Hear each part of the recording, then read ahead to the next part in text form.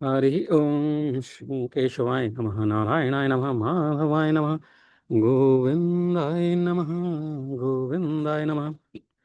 भगवान उवाच श्री भगवान उवाच। आज हम चौथा अध्याय पढ़ेंगे जिसमें भगवान श्री कृष्ण दिव्य ज्ञान बताएंगे। जिसमें भगवान के कथन से शुरू होगा। भगवान श्री कृष्ण कहते हैं कि मैंने इस अमर योग विद्या का उपदेश सूर्यदेव विवस्वान को दिया और विवस्वान ने मनुष्यों के पिता मनु को दिया और मनु ने इसका उपदेश इक्ष्वाकु को दिया। इमं विवस्वते योगम प्रोक्तवानाह मां व्ययम विवस्वान मनवे प्राह मनोरिक्ष्वाकवे ब्रवीत। श्री भगवान उवाच। इमं विवस्वते, इस सूर्यदेव को, योगम परमेश्वर के साथ अपने संबंध की विद्या को प्रोक्तवान उपदेश दिया। अहम मैंने, अव्ययम अमर, विवस्वान सूर्यदेव का नाम ने, मनवे मनुष्यों के पिता, वैवस्वत से, प्राह कहा, मनु मनुष्यों के पिता ने, मनु, इक्ष्वाक इक्ष्वाकवे इक्ष्वाकु से, अब्रवीत कहा। यहाँ पर हमें श्रीमद् भगवद गीता का इतिहास प्राप्त होता है। यह अत्यंत प्राचीन बताया गया है, जब इसे सूर्यलोक के इत्यादि संपूर्ण लोकों के राजा को प्रदान किया गया था। तो गीता जो है, इसे सूर्यलोक इत्यादि के संपूर्ण लोकों के राजा को प्रदान किया गया था। समस्त लोकों के राजा विशेष रूप से निवासियों की रक्षा के निमित्त होते हैं। अतः राजन्य वर्ग को श्रीमद् भगवद गीता की विद्या को समझना चाहिए, जिससे वे नागरिक प्रजा पर शासन कर सके, उन्हें काम रूपी भवबंधन से बचा सके। मानव जीवन का उद्देश्य भगवान के साथ अपने शाश्वत संबंध के आध्यात्मिक ज्ञान का विकास है, और सारे राज्यों तथा समस्त लोगों के शासनाध्यक्षों को चाहिए कि शिक्षा, संस्कृति तथा भक्ति द्वारा नागरिकों को यह पाठ पढ़ाएं। दूसरे शब्दों में, सारे राज्य के शासनाध्यक्ष कृष्ण भावनामृत विद्या का प्रचार करने के लिए होते हैं, जिससे जनता इस महाविद्या का लाभ उठा सके और मनुष्य जीवन के अवसर का लाभ उठाते हुए सफल मार्ग का अनुसरण कर सके। इस मनवंतर में सूर्यदेव विवस्वान कहलाते हैं, यानी सूर्य का राजा, जो सौर मंडल के अंतर्गत समस्त ग्रहों लोकों का उद्गम है। ब्रह्म संहिता में 5:52 में कहा गया है, यक्षुरेश सविता सकल ग्रहाणाम राजा समस्त सुर मूर्ति शेष तेजा यस्याज्ञया भ्रमति संभृत काल चक्रो गोविंद मादि पुरुषम तमहम भजामि। ब्रह्मा जी ने कहा कि मैं उन श्री भगवान गोविंद को पूजा करता हूँ, जो आदि पुरुष हैं और जिनके आदेश से समस्त लोकों का राजा सूर्य प्रभुत्व, शक्ति तथा ऊष्मा धारण करता है। यह सूर्य भगवान के नेत्र तुल्य है और यह उनकी आज्ञानुसार अपनी कक्षा को तय करता है। सूर्य सभी लोगों का राजा है तथा सूर्यदेव विवस्वान सूर्य ग्रह पर शासन करते हैं, जो ऊष्मा तथा प्रकाश प्रदान करके अंत समस्त लोगों को अपने नियंत्रण में रखता है। सूर्य कृष्ण के आदेश पर घूमता है और भगवान श्री कृष्ण ने विवस्वान को भगवद गीता की विद्या समझाने के लिए अपना पहला शिष्य चुना। भगवान श्री कृष्ण ने श्रीमद् भगवद गीता का ज्ञान देने के लिए सर्वप्रथम सूर्यदेव को भी चुना, विवस्वान। अतः गीता किसी मामूली सांसारिक विद्यार्थी के लिए कोई काल्पनिक भाष्य नहीं, अपितु ज्ञान का मानक ग्रंथ है, जो अनंत काल से चला आ रहा है। महाभारत में शांति पर्व में 348, 51, 52 में हमें गीता का इतिहास इस रूप में प्राप्त होता है। त्रेता युगादौ च ततो युगस्वान्मनवे ददौ मनुष्य लोक भृत्यर्थम सुतायेष्वाकवे ददौ ईश्वाकुणा च कथितो व्यापलोकानवस्थितः। त्रेता युग के आदि में, शुरुआत में, विवस्वान ने परमेश्वर संबंधी इस विज्ञान का उपदेश मनु को दिया। मनुष्यों के जनक मनु ने इसे अपने पुत्र इक्ष्वाकु को दिया। इक्ष्वाकु इस पृथ्वी के शासक थे और उस रघुकुल के पूर्वज थे जिसमें भगवान श्री राम ने अवतार लिया। इससे प्रमाणित होता है कि मानव समाज में महाराज इक्ष्वाकु के काल से ही भगवद गीता विद्यमान है। इस समय कलयुग के 5000 वर्ष व्यतीत हुए हैं, जबकि इसकी पूर्ण आयु 432,000 वर्ष है। 432 वर्ष 432,000 वर्ष है। इसके पहले, इसके पूर्व द्वापर युग 8 लाख वर्ष था और उसके पूर्व त्रेता युग 12 लाख वर्ष था। इस प्रकार लगभग 20,05,000 वर्ष पूर्व मनु ने अपने शिष्य तथा पुत्र इक्ष्वाकु से, जो इस पृथ्वी के राजा थे, श्रीमद् भगवत गीता कही। वर्तमान मनु की आयु लगभग 3,053 लाख वर्ष अनुमानित की जाती है। इसमें करीब करीब 1204 लाख वर्ष बीत चुके हैं। यह मानते हुए कि मनु के जन्म के पूर्व भगवान ने अपने शिष्य सूर्यदेव विवस्वान को गीता सुनाई, मोटा अनुमान यह है कि गीता कम से कम 1204 लाख वर्ष पहले कही गई है और मानव समाज में यह 20 लाख वर्षों से विद्यमान रही। इसे भगवान ने लगभग 5,000 वर्ष पूर्व अर्जुन से पुनः कहा। गीता के अनुसार ही तथा इसके वक्ता भगवान कृष्ण के कथन के अनुसार यह गीता के इतिहास का मोटा अनुमान है। सूर्यदेव विवस्वान को इसलिए गीता सुनाई गई क्योंकि वह क्षत्रिय था और उन समस्त क्षत्रियों का जनक है जो सूर्यवंशी हुए।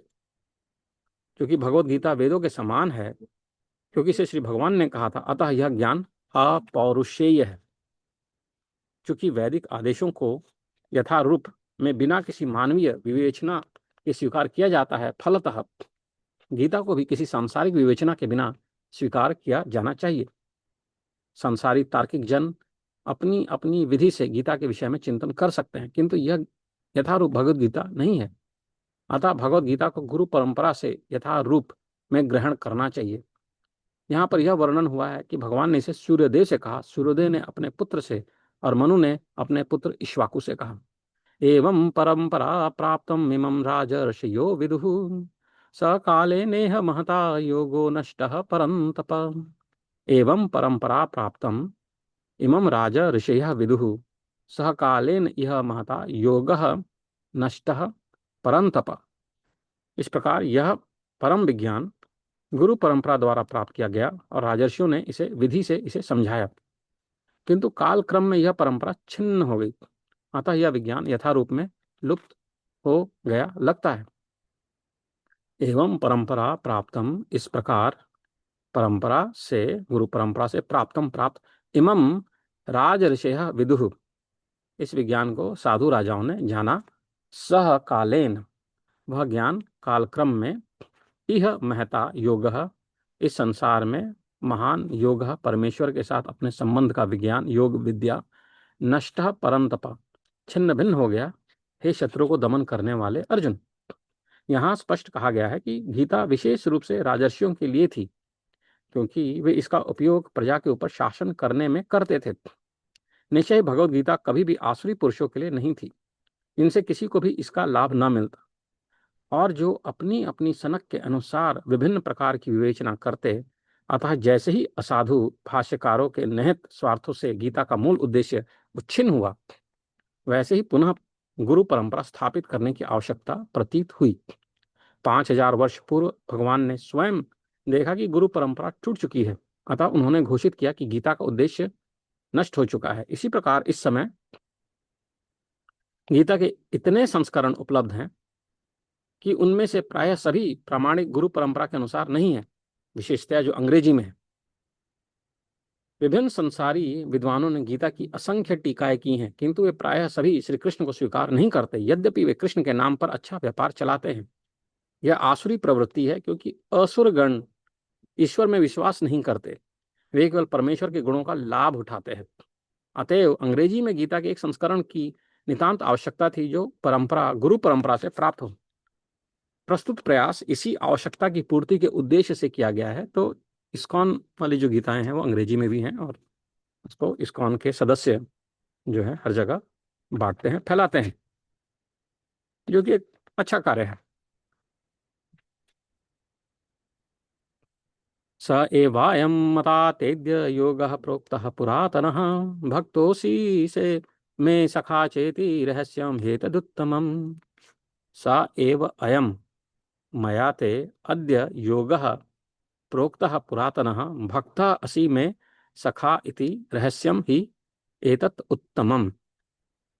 आज मेरे द्वारा वही यह प्राचीन योग यानी परमेश्वर के साथ अपने संबंध का विज्ञान तुमसे कहा जा रहा है, क्योंकि तुम मेरे भक्त तथा मित्र हो।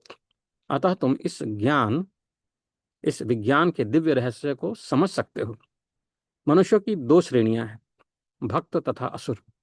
भगवान ने अर्जुन को इस विद्या का पात्र इसलिए चुना क्योंकि वह उनका भक्त था, किंतु असुर के लिए इस परम गुह्य विद्या को समझ पाना संभव नहीं है। इस परम ज्ञान ग्रंथ के अनेक संस्करण उपलब्ध हैं। इनमें से कुछ भक्तों की टीकाएं हैं और कुछ असुरों की। जो टीकाएं भक्तों द्वारा की गई हैं वे वास्तविक हैं, किंतु जो असुरों द्वारा की गई हैं वो व्यर्थ है। अर्जुन श्री कृष्ण को भगवान के रूप में मानता है, अतः जो गीता भाष्य अर्जुन के पद चिन्हों का अनुसरण करते हुए किया गया है वह इस परम विद्या के पक्ष में वास्तविक सेवा है। किंतु असुर भगवान कृष्ण को उस रूप में नहीं मानते। वे कृष्ण के विषय में तरह तरह की मनगढ़ंत बातें करते हैं और वे कृष्ण के उपदेश मार्ग से सामान्य जनता को गुमराह करते रहते हैं। ऐसे कुमार्गों से बचने के लिए यह एक चेतावनी है। मनुष्य को चाहिए कि अर्जुन की परंपरा का अनुसरण कर श्रीमद् भगवद गीता के इस परम विज्ञान से लाभान्वित हों। तो कृष्ण भगवान कहते हैं कि स एवायम मता मया तेद्य योगः प्रोक्तः पुरातन भक्तोसी में सखा चेति रहस्यम ये तत्तमम। आज मेरे द्वारा वही यह प्राचीन योग यानी परमेश्वर के साथ अपने संबंध का विज्ञान तुमसे कहा जा रहा है, क्योंकि तुम मेरे भक्त तथा मित्र हो। अतः तुम इस विज्ञान के दिव्य रहस्य को समझ सकते हो। तो इस पे अर्जुन कहते हैं कि अपरम भवतो जन्म परम जन्म विवस्वतः कथमेता द्विजानीयां त्वमादौ प्रोक्तवान इति उपदेश दिया। इस प्रकार अर्जुन ने कहा, अपरम और वाचीन कनिष्ठ भवतः आपका जन्म, परम श्रेष्ठ जन्म, विवस्वतः सूर्यदेव का, कथम कैसे, एतद विजा नियम मैं समझूं, विजा नियाम मैं समझूं, तुमने आदौ प्रारंभ में। अर्जुन ने कहा, सूर्यदेव विवस्वान आपसे पहले हो चुके ज्येष्ठ हैं, तो फिर मैं कैसे समझूं कि प्रारंभ में भी आपने उन्हें इस विद्या का उपदेश दिया था। अपरम भवतो जन्म, अपरम भवतो जन्म, अपरम अर्थात अर्वाचीन आपका जन्म, परम जन्म विवस्वतः परम श्रेष्ठ जन्म सूर्यदेव का विवस्वतः, कथम कैसे, एतत् विजानीयाम, एतत् यह विजानीयाम मैं समझूं, त्वम आदौ प्रोक्तवान इति। सूर्यदेव विवस्वान आपसे पहले हो चुके हैं, तो फिर मैं कैसे समझूं कि प्रारंभ में भी आपने उन्हें इस विद्या का उपदेश दिया था। विवस्वान प्रभु सूर्यदेव अब अपने दर्शन दे रहे हैं। ये तो बहुत घटाएं छाई हुई थी। हरिओम। तो तात्पर्य यह है कि जब अर्जुन भगवान का माना हुआ भक्त है तो फिर उसे कृष्ण के वचनों पर विश्वास क्यों नहीं हो रहा था। तथ्य यह है कि अर्जुन यह जिज्ञासा अपने लिए नहीं कर रहा, अपितु वह यह जिज्ञासा उन सबों के लिए है जो भगवान में विश्वास नहीं करते, अथवा उन असुरों के लिए है जिन्हें यह विचार पसंद नहीं है कि कृष्ण को भगवान माना जाए। उन्हीं के लिए अर्जुन यह बात इस तरह पूछ रहा है, मानो वह स्वयं भगवान या कृष्ण से अवगत ना हो। जैसा कि 10वें अध्याय में स्पष्ट हो जाएगा, अर्जुन भली भांति जानता था कि कृष्ण श्री भगवान है और वे प्रत्येक वस्तु के मूल स्रोत हैं तथा ब्रह्म की चरम सीमा है।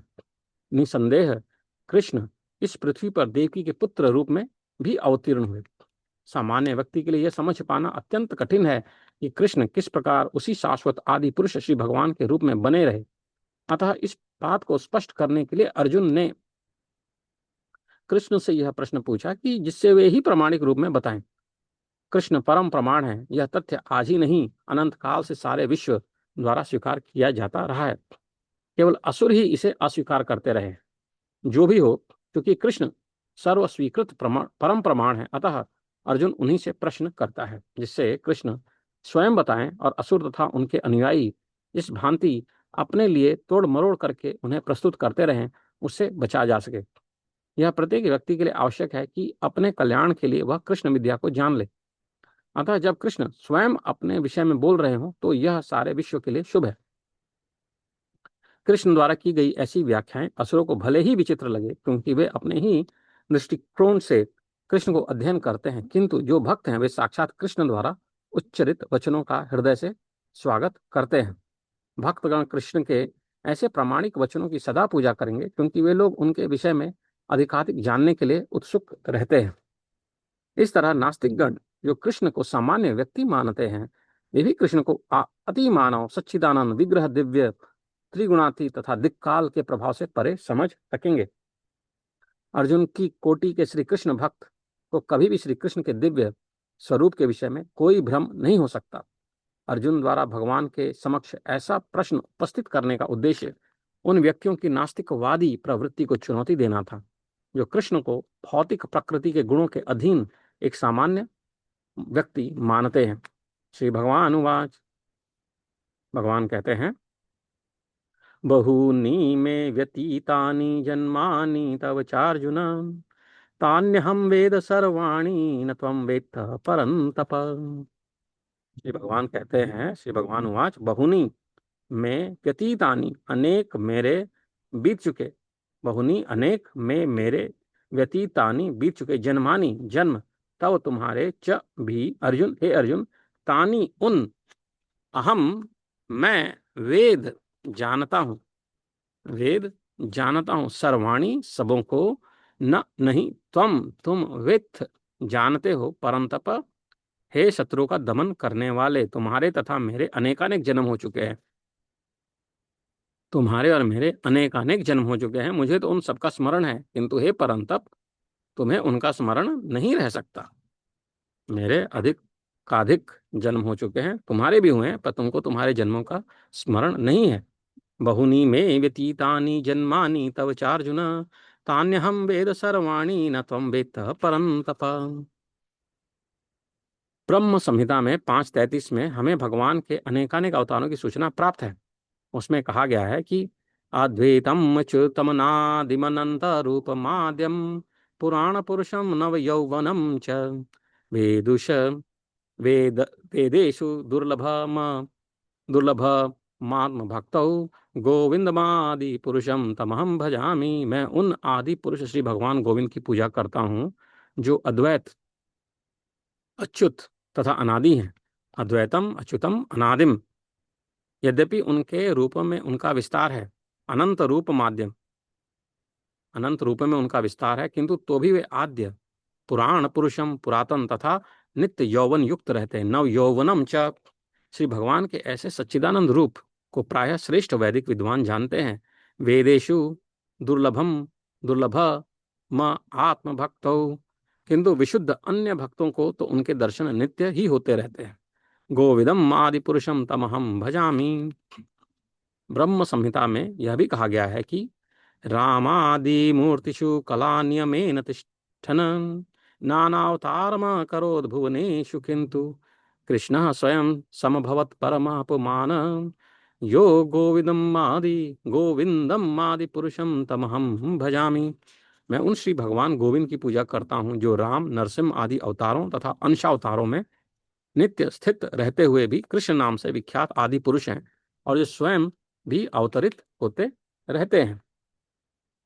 वेदों में भी कहा गया है कि अद्वैत होते हुए भी भगवान असंख्य रूपों में प्रकट होते हैं।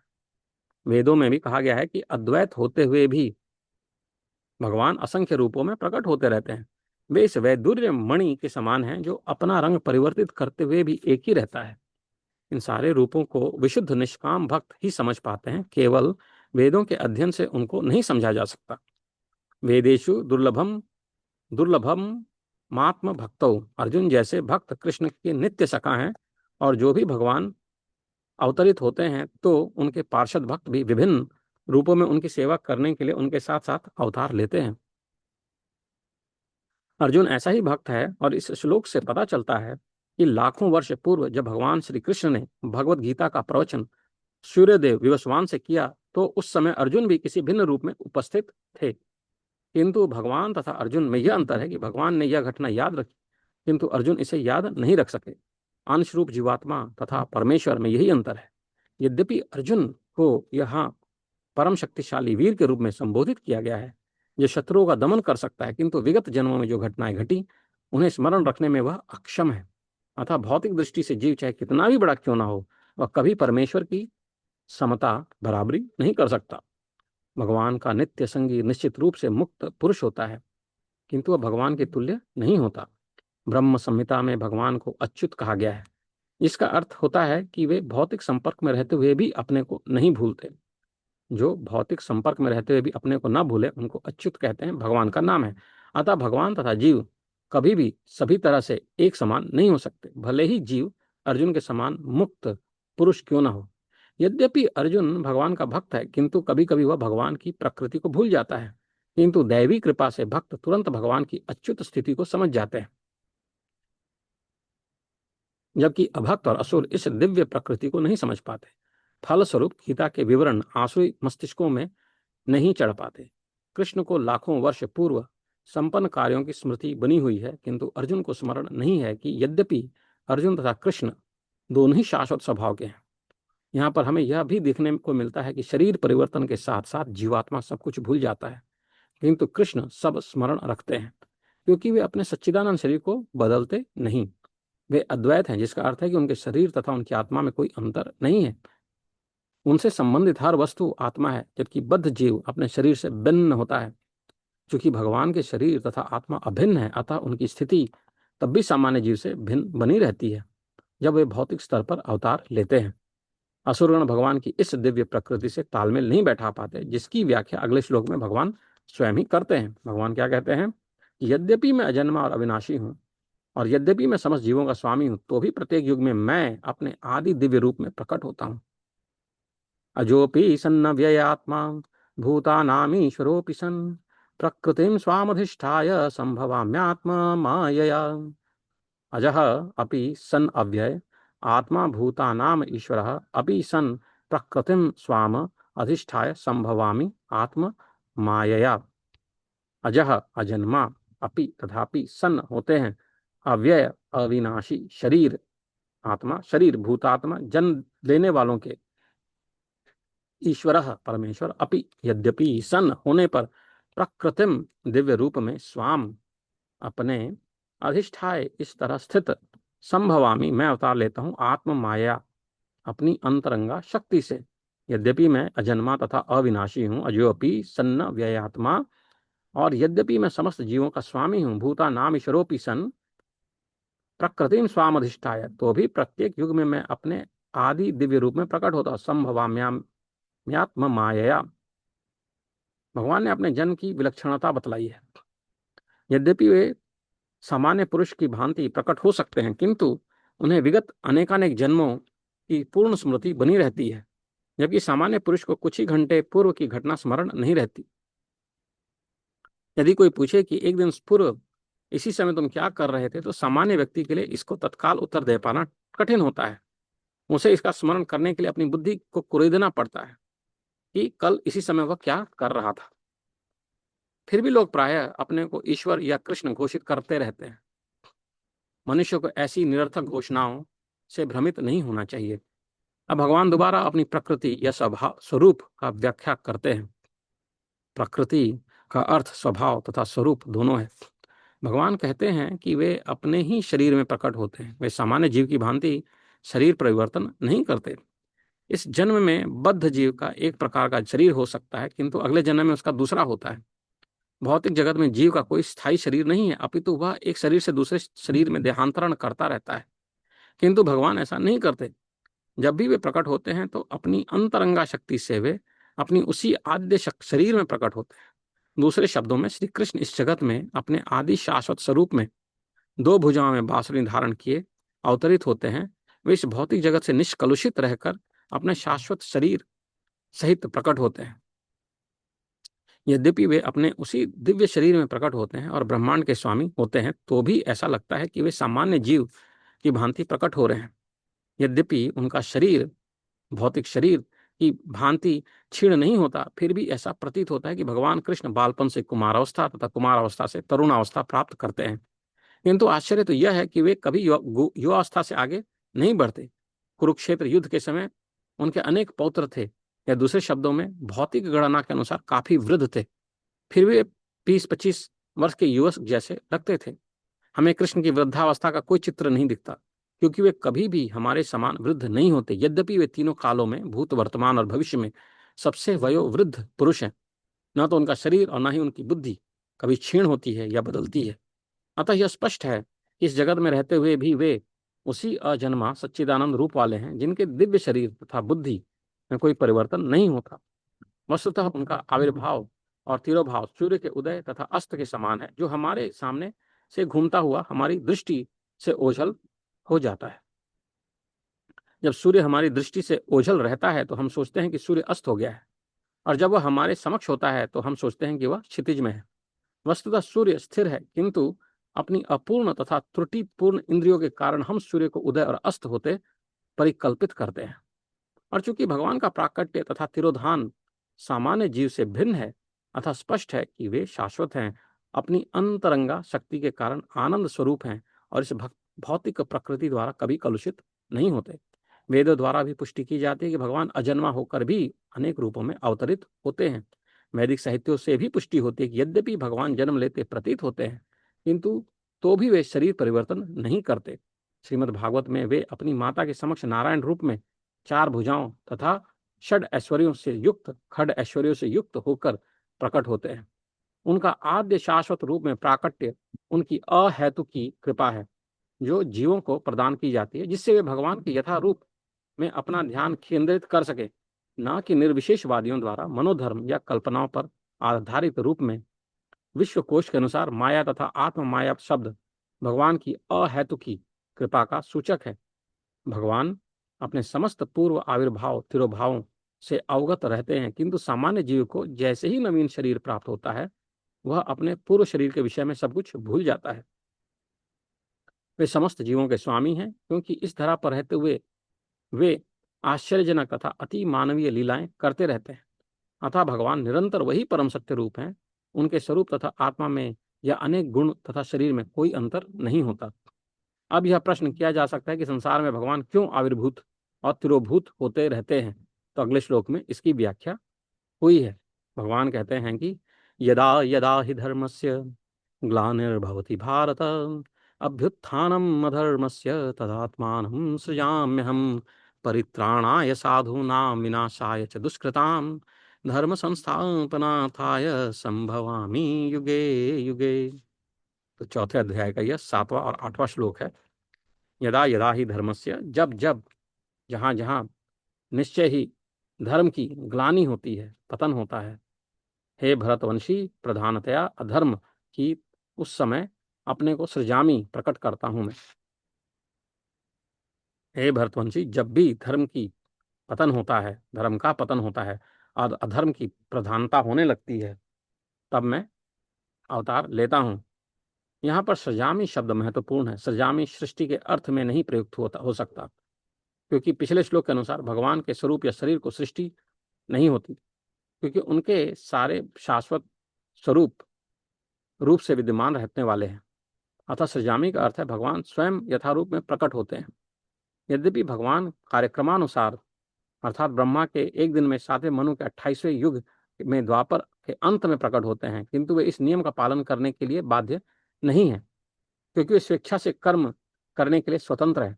अतः जब भी अधर्म की प्रधानता तथा धर्म का लोप होने लगता है, तो वे स्वेच्छा से प्रकट होते हैं। धर्म के नियम वेदों में दिए हुए हैं, और यदि इन नियमों के पालन में कोई त्रुटि आती है तो मनुष्य अधार्मिक होता है। श्रीमद् भागवत में बताया गया है कि ऐसे नियम भगवान के नियम हैं। यहाँ पे बता रहे हैं कि वेदों के नियमों को पालन करना आवश्यक है। इनके पालन में अगर त्रुटि हो जाती है तो मनुष्य अधार्मिक हो जाता है। श्रीमद् भागवत में बताया गया है कि ऐसे नियम भगवान के नियम हैं। केवल भगवान ही किसी धर्म की व्यवस्था कर सकते हैं। वेद भी मूलतः ब्रह्मा के हृदय में से भगवान द्वारा उच्चरित बोले गए माने जाते हैं। अतः धर्म के नियम भगवान के प्रत्यक्ष आदेश हैं।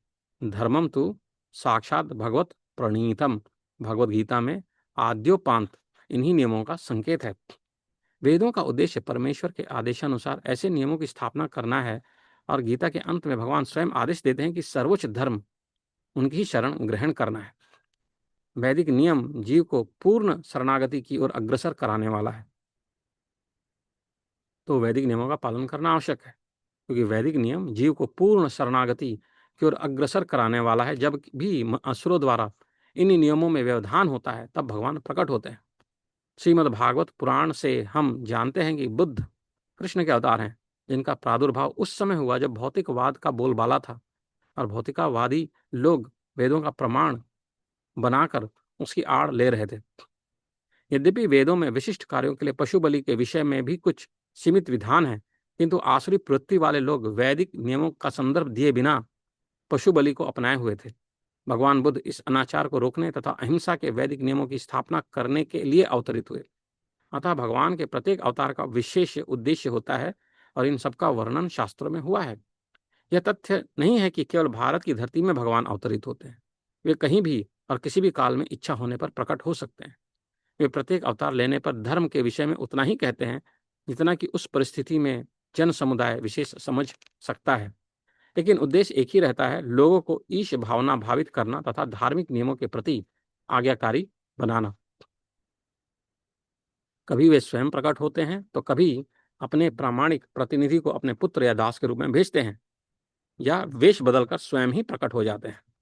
भगवत गीता के सिद्धांत अर्जुन से कहे गए थे, अतः वे किसी भी महापुरुष के प्रति हो सकते थे, क्योंकि अर्जुन संसार के अन्य भागों के सामान्य पुरुषों की अपेक्षा अधिक जागरूक था। 2 और 2 मिलकर 4 होते हैं। यह गणितीय नियम प्राथमिक कक्षा के विद्यार्थियों के लिए उतना ही सत्य है जितना कि उच्च कक्षा के विद्यार्थी के लिए। तो भी गणित उच्च स्तर तथा निम्न स्तर का होता है। अतः भगवान प्रत्येक अवतार में एक जैसे सिद्धांतों की शिक्षा देते हैं जो परिस्थितियों के अनुसार उच्च या निम्न प्रतीत होते हैं। जैसा कि आगे बताया जाएगा, धर्म के उच्चतर सिद्धांत चारों वर्णाश्रमों को स्वीकार करने से प्रारंभ होते हैं। अवतारों का एकमात्र उद्देश्य सर्वत्र कृष्ण भावनामृत को उद्बोधित करना है। परिस्थिति के अनुसार यह भावनामृत प्रकट तथा अप्रकट होता है। परित्राणाय साधूनां विनाशाय च दुष्कृतां धर्म संस्थापनार्थाय संभवामि युगे युगे। भक्तों का उद्धार करने, दुष्टों का विनाश करने तथा धर्म की फिर से स्थापना करने के लिए मैं हर युग में प्रकट होता हूं, ऐसा भगवान श्री कृष्ण ने 8वें श्लोक में कहा। भगवत गीता के अनुसार साधु पवित्र पुरुष कृष्ण भावना भावित व्यक्ति है। अधार्मिक लगने वाले व्यक्ति में भी यदि पूर्ण कृष्ण चेतना हो तो उसे साधु समझना चाहिए। दुष्कृताम उन व्यक्तियों के लिए आया है जो कृष्ण भावनामृत की परवाह नहीं करते। ऐसे दुष्कृताम या उपद्रवी मूर्ख तथा अधम व्यक्ति कहलाते हैं, भले ही वे सांसारिक शिक्षा से विभूषित क्यों न हो। इसके विपरीत यदि कोई 100% कृष्ण भावनामृत में लगा रहता है तो वह विद्वान या सुसंस्कृत न भी हो, फिर भी वह साधु माना जाता है। जहाँ तक अनीश्वरवादियों का प्रश्न है, भगवान के लिए आवश्यक नहीं कि वे इनके विनाश के लिए उस रूप में अवतरित हों जिस रूप में वे रावण तथा कंस का वध करने के लिए हुए थे। भगवान के ऐसे अनेक अनुचर हैं जो असुरों का संहार करने में सक्षम हैं, किंतु भगवान तो अपने उन निष्काम भक्तों को तुष्ट करने के विशेष रूप से अवतार लेते हैं जो असुरों द्वारा निरंतर तंग किए जाते हैं। असुर भक्त को तंग करता है, भले ही वह उसका सगा संबंधी क्यों ना हो। यद्यपि प्रहलाद महाराज हिरण्यकश्यप के पुत्र थे, किंतु जो भी वे अपने पिता द्वारा उत्पीड़ित हुए। इस प्रकार कृष्ण की माता देवकी यद्यपि कंस की बहन थी, किंतु उन्हें तथा उनके पति वसुदेव को इसलिए दंडित किया गया था क्योंकि उनसे कृष्ण को जन्म लेना था। अतः भगवान कृष्ण मुख्यतः देवकी के उद्धार करने के लिए प्रकट हुए थे, कंस को मारने के लिए नहीं। किंतु ये दोनों कार्य एक साथ संपन्न हो गए। अतः यह कहा जा रहा है कि भगवान भक्त का उद्धार करने तथा दुष्ट असुरों का संहार करने के लिए विभिन्न अवतार लेते हैं। परित्राणाय साधूनां विनाशाय च दुष्कृतां धर्म संस्थापनार्थाय संभवामि युगे युगे। कृष्णदास कविराज कृत चैतन्य चरितामृत के निम्नलिखित श्लोकों से अवतार के सिद्धांत का सारांश प्रकट होता है।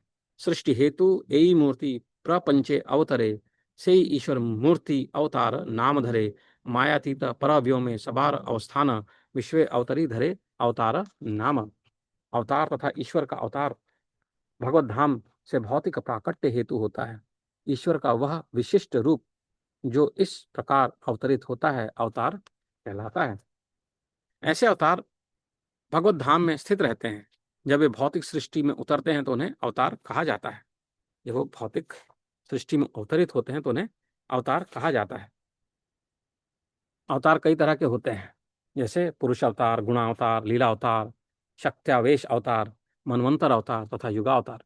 इन सब का इस ब्रह्मांड में क्रमानुसार अवतरण होता है। किंतु भगवान कृष्ण आदि भगवान है और समस्त अवतारों के उद्गम है। भगवान श्री कृष्ण शुद्ध भक्तों की चिंताओं को दूर करने के लिए विशिष्ट प्रयोजन से अवतार लेते हैं, जो उन्हें उनकी मूल वृंदावन लीलाओं के रूप में देखने के उत्सुक रहते हैं। अतः कृष्ण अवतार का मूल उद्देश्य अपने निष्काम भक्तों को प्रसन्न करना है। भगवान का वचन है कि वे प्रत्येक युग में अवतरित होते हैं। इससे सूचित होता है कि वे कलयुग में भी अवतार लेते हैं।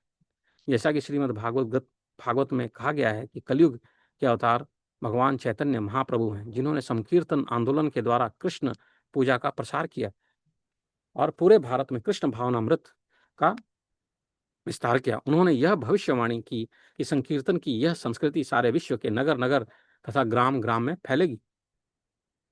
भगवान चैतन्य को गुप्त रूप में किंतु प्रकट रूप में नहीं, उपनिषद, महाभारत तथा भागवत जैसे शास्त्रों के गुह्य अंशों में वर्णित किया गया है।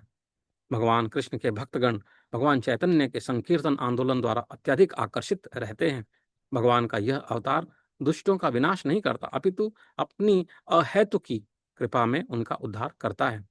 जन्म कर्म च मे दिव्यम एवं यो वेत्ति तत्वतः त्यक्त्वा देहं पुनर्जन्म नैति मामेति सोऽर्जुन। जन्म कर्म च मे दिव्यम, जन्म कर्म भी मेरे दिव्यम, एवं यह वेत्ति, एवं इस प्रकार यह जो कोई व्यक्ति जानता है, तत्वतः वास्तविकता में त्यक्त्वा छोड़कर देहम इस शरीर को पुनः जन्म न एति माम एति अर्जुन। हे अर्जुन, जो मेरे आविर्भाव तथा कर्मों की दिव्य प्रकृति को जानता है, वह इस शरीर को छोड़ने पर इस भौतिक संसार में पुनः जन्म नहीं लेता, अपितु मेरे सनातन धाम को प्राप्त होता है। छठे श्लोक में भगवान के दिव्य धाम से उनके अवतरण की व्याख्या हो चुकी है। जो मनुष्य भगवान के आविर्भाव सत्य को समझ लेता है, वह इस भवबंधन से मुक्त हो जाता है। भवबंधन से जीव की ऐसी मुक्ति सरल नहीं है। निर्विशेषवादी तथा योगी जन पर्याप्त कष्ट तथा अनेकानेक जन्मों के बाद ही मुक्ति प्राप्त कर पाते हैं। इतने पर भी उन्हें जो मुक्ति भगवान की निराकार ब्रह्म ज्योति में तादात्म्य प्राप्त करने के रूप में मिलती है, वह आंशिक होती है, पार्शियल होती है, और इस भौतिक संसार में लौट आने का भय बना रहता है। किंतु भगवान के शरीर की दिव्य प्रकृति तथा उनके कार्यकलापों को समझना मात्र से भक्त इस शरीर का अंत होने पर भगवत धाम को प्राप्त करता है। उसे इस संसार में लौट आने का भय नहीं रह जाता। ब्रह्म संहिता में 5:33 में यह बताया गया है कि भगवान के अनेक रूप तथा अवतार हैं। अद्वैतम अच्युतम मनादि मनंत रूपम। यद्यपि भगवान के अनंत रूप हैं, किंतु फिर भी वे अद्वय भगवान हैं। इस तथ्य को विश्वास पूर्वक समझना चाहिए, यद्यपि यह संसारी विद्वानों तथा ज्ञान योगियों के लिए अगम्य है। जैसा कि वेदों में पुरुष बोधिनी उपनिषद में कहा गया है, एको देवो नित्य लीला अनुरक्तो भक्त व्यापी हृदयंतरात्मा। एको देवो नित्य लीला अनुरक्तो भक्त व्यापी हृदयंतरात्मा। एक भगवान अपने निष्काम भक्तों के साथ अनेकानेक दिव्य रूपों में सदैव संबंधित है। ऐसे वेद वचन की स्वयं भगवान ने गीता के इस श्लोक में पुष्टि की है। जो इस सत्य को वेद तथा भगवान के प्रमाण के आधार पर स्वीकार करता है और शुष्क चिंतन में समय नहीं गवाता, वह मुक्ति की चरम सिद्धि प्राप्त करता है। इस सत्य को श्रद्धापूर्वक स्वीकार करने से मनुष्य निश्चित रूप से मुक्ति लाभ कर सकता है। इस प्रसंग में वैदिक वाक्य तत्वमसि लागू होता है। जो कोई भगवान कृष्ण को परब्रह्म करके जानता है या उनसे यह कहता है कि आप वही परम ब्रह्म श्री भगवान है, वह निश्चित रूप से अविलंब मुक्त हो जाता है। फलस्वरूप उसे भगवान की दिव्य संगति की प्राप्ति निश्चित हो जाती है। दूसरे शब्दों में ऐसा श्रद्धालु भगवत भक्त सिद्ध प्राप्त करता है, इसकी सिद्धि प्राप्त करता है। इसकी पुष्टि निम्नलिखित वेद वचन में है, तमेव विदित्वाति मृत्युमेति नान्यः पंथा विद्यते यनाय। तमेव विदित्वाति मृत्युमेति नान्यः पंथा विद्यते यनाय। श्री भगवान को जान लेने से ही मनुष्य जन्म तथा मृत्यु से मुक्ति की पूर्ण अवस्था प्राप्त कर सकता है। इस सिद्धि को प्राप्त करने का कोई अन्य विकल्प नहीं है। ऐसा श्वेताश्वर उपनिषद 3.8 में 3 अध्याय के 8वें श्लोक में आता है कि इसका कोई विकल्प नहीं है। का अर्थ यही है कि जो श्री कृष्ण को श्री भगवान के रूप में नहीं मानता वह अवश्य ही तमोगुणी है और मधुपात्र को केवल बाहर से चाट कर या भगवद्गीता की विद्वतापूर्ण संसारी विवेचना करके मोक्ष प्राप्त नहीं कर सकता। ऐसे शुष्क दार्शनिक भौतिक जगत में महत्वपूर्ण भूमिका निभाने वाले हो सकते हैं, किंतु वे मुक्ति के अधिकारी नहीं होते। ऐसे अभिमानी संसारी विद्वानों को भगवत भक्त की अहेतुकी कृपा की प्रतीक्षा करनी पड़ती है। अतः मनुष्य को चाहिए कि श्रद्धा तथा ज्ञान के साथ कृष्ण भावनामृत का अनुशीलन करे और सिद्धि प्राप्त करने का यही उपाय है। तो हम 10वां श्लोक पढ़ेंगे। इसमें भगवान श्री कृष्ण कहते हैं कि वीतराग भय क्रोधा मन्मया मामुपाश्रिता बहवो ज्ञान तपसा पूता मद्भाव मां गता। वीत राग भय क्रोधा, वीत अर्थात मुक्त, राग अर्थात आसक्ति, भय अर्थात भय, क्रोध तथा क्रोध से, मुक्त, आसक्ति, भय तथा क्रोध से, मनमया मतमया, मनमया मतमया, पूर्णतया मुझ में, माम मुझ में, उपाश्रिता पूर्णतया स्थित, बहवो बहवः ज्ञान तपसा, बहवो तप ज्ञान तपसा, अनेक ज्ञान की तपस्या से, पूता पवित्र हुआ, पूता पवित्र हुआ, मद भाव मत भावम मेरे प्रति दिव्य प्रेम को आगता प्राप्त। भगवान श्री कृष्ण कहते हैं कि आसक्ति, भय तथा क्रोध से मुक्त होकर वीतराग भय क्रोधा मुझ में पूर्णतया तन्मय होकर और मेरी शरण में आकर बहुत से व्यक्ति भूतकाल में मेरे ज्ञान से पवित्र हो चुके हैं। इस प्रकार से उन सबों ने मेरे प्रति दिव्य प्रेम को प्राप्त किया। वीतराग भय क्रोधा मनमया मामुपाश्रिता बहवो ज्ञान तपसा पूता मत भाव मगता। जैसा कि पहले कहा जा चुका है कि विषयों में आसक्त व्यक्ति के लिए परम सत्य के स्वरूप को समझ पाना अत्यंत कठिन है। सामान्यतया जो लोग देहात्म बुद्धि में आसक्त होते हैं, सामान्यतः जो लोग देहात्म बुद्धि में आसक्त होते हैं वे भौतिकवाद में इतने लीन रहते हैं कि उनके लिए यह समझ पाना असंभव सा हो जाता है कि परमात्मा व्यक्ति भी हो सकता है। ऐसे भौतिकवादी व्यक्ति इसकी कल्पना तक नहीं कर पाते कि ऐसा भी दिव्य शरीर है जो नित्य तथा सच्चिदानंदमय है। भौतिकवादी धारणा के अनुसार शरीर नाशवान, अज्ञानमय तथा अत्यंत दुखमय होता है। अतः जब लोगों को भगवान के साकार रूप के विषय में बताया जाता है तो उनके मन में शरीर की यही धारणा बनी रहती है। ऐसे भौतिकवादी पुरुषों के लिए विराट भौतिक जगत का स्वरूप ही परम तत्व है। फलस्वरूप वे परमेश्वर को निराकार मानते हैं और भौतिकता में इतने तल्लीन रहते हैं कि भौतिक पदार्थों से मुक्ति के बाद भी अपना स्वरूप बनाए रखने के विचार से डरते हैं। जब उन्हें यह बताया जाता है कि आध्यात्मिक जीवन भी व्यक्तिगत तथा साकार होता है तो वे पुनः व्यक्ति बनने से भयभीत होते हैं। फलतः वे निराकार शून्य में तदाकार होना पसंद करते हैं। सामान्यतया वे जीवों की तुलना समुद्र के बुलबुलों से करते हैं जो टूटने पर भी समुद्र में ही लीन हो जाती है। पृथक व्यक्तित्व से रहित आध्यात्मिक जीवन की यह चरम सिद्धि है जीवन की भयावह अवस्था है जो आध्यात्मिक जीवन के पूर्ण ज्ञान से रहित है। इसके अतिरिक्त ऐसे बहुत से मनुष्य हैं जो आध्यात्मिक जीवन को तनिक भी नहीं समझ पाते। अनेक वादों तथा दार्शनिक चिंतन की विविध विसंगतियों से परेशान होकर वे ऊब उठते हैं या क्रुद्ध हो जाते हैं, गुस्सा हो जाते हैं और मूर्खतावश यह निष्कर्ष निकालते हैं कि परम कारण जैसा कुछ नहीं है, अतः प्रत्येक वस्तु अंततोगत्वा शून्य है। ऐसे लोग जीवन की रुग्णावस्था में होते हैं। कुछ लोग भौतिकता में इतने आसक्त रहते हैं कि वे आध्यात्मिक जीवन की ओर कोई ध्यान नहीं देते और कुछ लोग तो निराशावश सभी प्रकार के आध्यात्मिक चिंतनों से क्रुद्ध होकर, गुस्सा होकर प्रत्येक वस्तु पर अविश्वास करने लगते हैं। इस अंतिम कोटि के लोग किसी न किसी मादक वस्तु का सहारा लेते हैं और उनके मति विभ्रम को कभी कभी आध्यात्मिक दृष्टि मान लिया जाता है। मनुष्य को भौतिक जगत के प्रति आसक्ति की तीनों अवस्थाओं से छुटकारा पाना होता है। ये हैं आध्यात्मिक जीवन की उपेक्षा, आध्यात्मिक साकार रूप का भय तथा जीवन की हताशा से उत्पन्न शून्यवाद की कल्पना। जीवन की इन तीनों अवस्थाओं से छुटकारा पाने के लिए प्रामाणिक गुरु के निर्देशन में भगवान की शरण ग्रहण करना और भक्ति में जीवन के नियम तथा विधि विधानों का पालन करना आवश्यक है। भक्ति में जीवन की अंतिम अवस्था भाव या दिव्य ईश्वरीय प्रेम कहलाती है।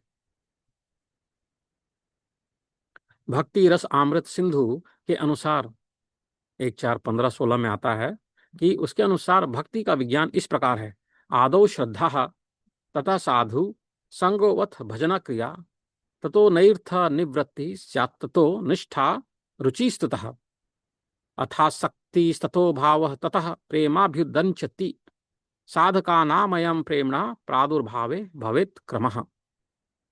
प्रारंभ में आत्म साक्षात्कार की सामान्य इच्छा रखना चाहिए होनी चाहिए। इससे मनुष्य ऐसे व्यक्तियों की संगति करने का प्रयास करता है जो आध्यात्मिक दृष्टि से उठे हुए हैं। अगली अवस्था में गुरु से दीक्षित होकर नव दीक्षित भक्त उसके आदेशानुसार भक्ति योग प्रारंभ करता है। इस प्रकार सदगुरु के निर्देश में भक्ति करते हुए वह समस्त भौतिक आसक्ति से मुक्त हो जाता है। उसके आत्मा साक्षात्कार में स्थित हो आती है और वह श्री भगवान कृष्ण के विषय में श्रवण करने के लिए रुचि विकसित करता है। इस रुचि से आगे चलकर कृष्ण भावनामृत में आसक्ति उत्पन्न होती है, जो भाव में अथवा भगवत प्रेम के प्रथम सोपान में परिपक्व होती है। ईश्वर के प्रति प्रेम ही जीवन की सार्थकता है। प्रेम अवस्था में भक्त भगवान की दिव्य प्रेम भक्ति में निरंतर लीन रहता है। अतः भक्ति की मंद विधि से प्रामाणिक गुरु के निर्देश में सर्वोच्च अवस्था प्राप्त की जा सकती है और समस्त भौतिक आसक्ति व्यक्तिगत आध्यात्मिक स्वरूप के भय तथा शून्यवाद से उत्पन्न हताशा से मुक्त हुआ जा सकता है। तभी मनुष्य को अंत में भगवान के धाम की प्राप्ति हो सकती है। वीतराग भय क्रोधा मन्मया मामुपाश्रिताः बहवो ज्ञान तपसा पूतो मदभावम आगताः। 11वें श्लोक में भगवान कहते हैं कि ये यथा माम प्रपद्यन्ते, शरण में आते हैं, प्रपद्यन्ते अर्थात शरण में आना। ये यथा माम प्रपद्यन्ते तांस्तैव भजाम्यहं तान् तथा एव भजामि अहम्। मम वर्तमानुवर्तन्ते मनुष्याः पार्थ सर्वशः। ये यथा माम प्रपद्यन्ते तांस्तैव भजाम्यहम्। मम वर्तमानुवर्तन्ते मनुष्याः पार्थ सर्वशः। जो ये यथा माम प्रपद्यन्ते तान् तथा एव भजामि अहम्। मम वर्तम पथ का अनुवर्तन्ते मनुष्याः पार्थ सर्वशः। जिस भाव से सारे लोग मेरी शरण ग्रहण करते हैं उसी के अनुरूप मैं उन्हें फल देता हूँ। जिस भाव से भगवान को हम चाहते हैं, उनकी शरण मांगते हैं, उसी भाव से वो हमें प्राप्त होते हैं। भगवान कहते हैं कि जिस भाव से सारे लोग मेरी शरण ग्रहण करते हैं उसी के अनुरूप मैं उन्हें फल देता हूँ। हे पार्थ, प्रत्येक व्यक्ति सभी प्रकार से मेरे पथ का अनुगमन करता है। प्रत्येक व्यक्ति कृष्ण को उनके विभिन्न स्वरूपों में खोज रहा है। भगवान श्री कृष्ण को अंशतः उनके निर्विशेष ब्रह्म ज्योति तेज में तथा प्रत्येक वस्तु के कण कण में रहने वाले सर्वव्यापी परमात्मा के रूप में अनुभव किया जाता है, लेकिन कृष्ण का पूर्ण साक्षात्कार तो उनके शुद्ध भक्त ही कर पाते हैं। फलतः कृष्ण प्रत्येक व्यक्ति की अनुभूति के विषय हैं और इस तरह कोई भी और सभी अपनी अपनी इच्छा के अनुसार तुष्ट होते हैं। दिव्य जगत में भी कृष्ण अपने शुद्ध भक्तों के साथ दिव्य भाव से विनिमय करते हैं। इस तरह की भक्त उन्हें चाहता है। कोई एक भक्त कृष्ण को परम स्वामी के रूप में चाह सकता है, दूसरा अपने सखा के रूप में, तीसरा अपने पुत्र के रूप में, चौथा अपने प्रेमी के रूप में। कृष्ण सभी भक्तों को समान रूप से उनके प्रेम की प्रगाढ़ता के अनुसार फल देते हैं। भौतिक जगत में भी ऐसी ही विनिमय की अनुभूतियां होती हैं और विभिन्न प्रकार के भक्तों के अनुसार भगवान द्वारा समभाव से विनिमय की जाती हैं। शुद्ध भक्त यहाँ पर और दिव्य धाम में भी कृष्ण का सानिध्य प्राप्त करते हैं और भगवान की साकार सेवा कर सकते हैं। इस तरह वे उनकी प्रेमा भक्ति का दिव्य आनंद प्राप्त करते हैं। किंतु जो निर्विशेषवादी हैं, जो जीवात्मा के अस्तित्व को मिटाकर आध्यात्मिक आत्मघात करना चाहते हैं, कृष्ण उनको भी अपने तेज में लीन करके उनकी सहायता करते हैं। ऐसे निर्विशेषवादी सच्चिदानंद भगवान को स्वीकार नहीं करते, फलतः वे अपने व्यक्तित्व को मिटाकर भगवान की दिव्य सगुण भक्ति के आनंद को प्राप्त नहीं करते। उनमें से कुछ जो निर्विशेष सत्ता में दृढ़ता पूर्वक स्थित नहीं हो पाते, वे अपनी कार्य करने की सुप्त इच्छाओं को प्रदर्शित करने के लिए इस भौतिक क्षेत्र में वापस आते हैं। उन्हें वैकुंठ लोक में प्रवेश करने नहीं दिया जाता, किंतु उन्हें भौतिक लोक में कार्य करने का अवसर प्रदान किया जाता है। जो सकाम कर्मी हैं, भगवान उन्हें यज्ञेश्वर के रूप में उनके कर्मों का वांछित फल देते हैं। जो योगी हैं और योग शक्ति की खोज में रहते हैं, उन्हें योग शक्ति प्रदान करते हैं। दूसरे शब्दों में, प्रत्येक व्यक्ति की सफलता भगवान की कृपा पर आश्रित रहती है और समस्त प्रकार की आध्यात्मिक विधियों एक ही पथ में सफलता की विभिन्न कोटियां हैं। अतः जब तक कोई कृष्ण भावनामृत की सर्वोच्च सिद्धि तक नहीं पहुंच जाता, तब तक सारे प्रयास अपूर्ण रह जाते हैं।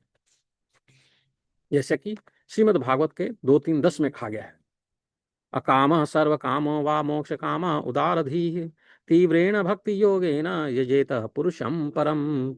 मनुष्य है निष्काम हो या फल का इच्छुक हो या मुक्ति का इच्छुक ही क्यों ना हो, उसे पूरे सामर्थ्य से भगवान की सेवा करनी चाहिए, जिससे उसे पूर्ण सिद्धि प्राप्त हो सके, जिसका पर्यवसान कृष्ण भावनामृत में होता है। कांक्षन्तः कर्मणां सिद्धिं यजन्त इव देवता क्षिप्रम ही मानुषे लोके सिद्धिर्भवति कर्मजा। कांक्षन्तः चाहते हुए, कांक्षन्तः चाहते हुए, कर्मणाम सकाम कर्मों की, सिद्धिम सिद्धि, यजन्ते यज्ञों द्वारा पूजा करते हैं, यह इस भौतिक जगत में देवता, क्षिप्रम तुरंत ही, मानुषे मानव समाज में, लोके सिद्धि ही, भवती कर्मजा सकाम कर्म से। इस संसार में मनुष्य सकाम कर्मों में सिद्धि चाहते हैं, फलस्वरूप देवताओं की पूजा करते हैं। निस्संदेह संसार में मनुष्यों को सकाम कर्म का फल शीघ्र प्राप्त होता है।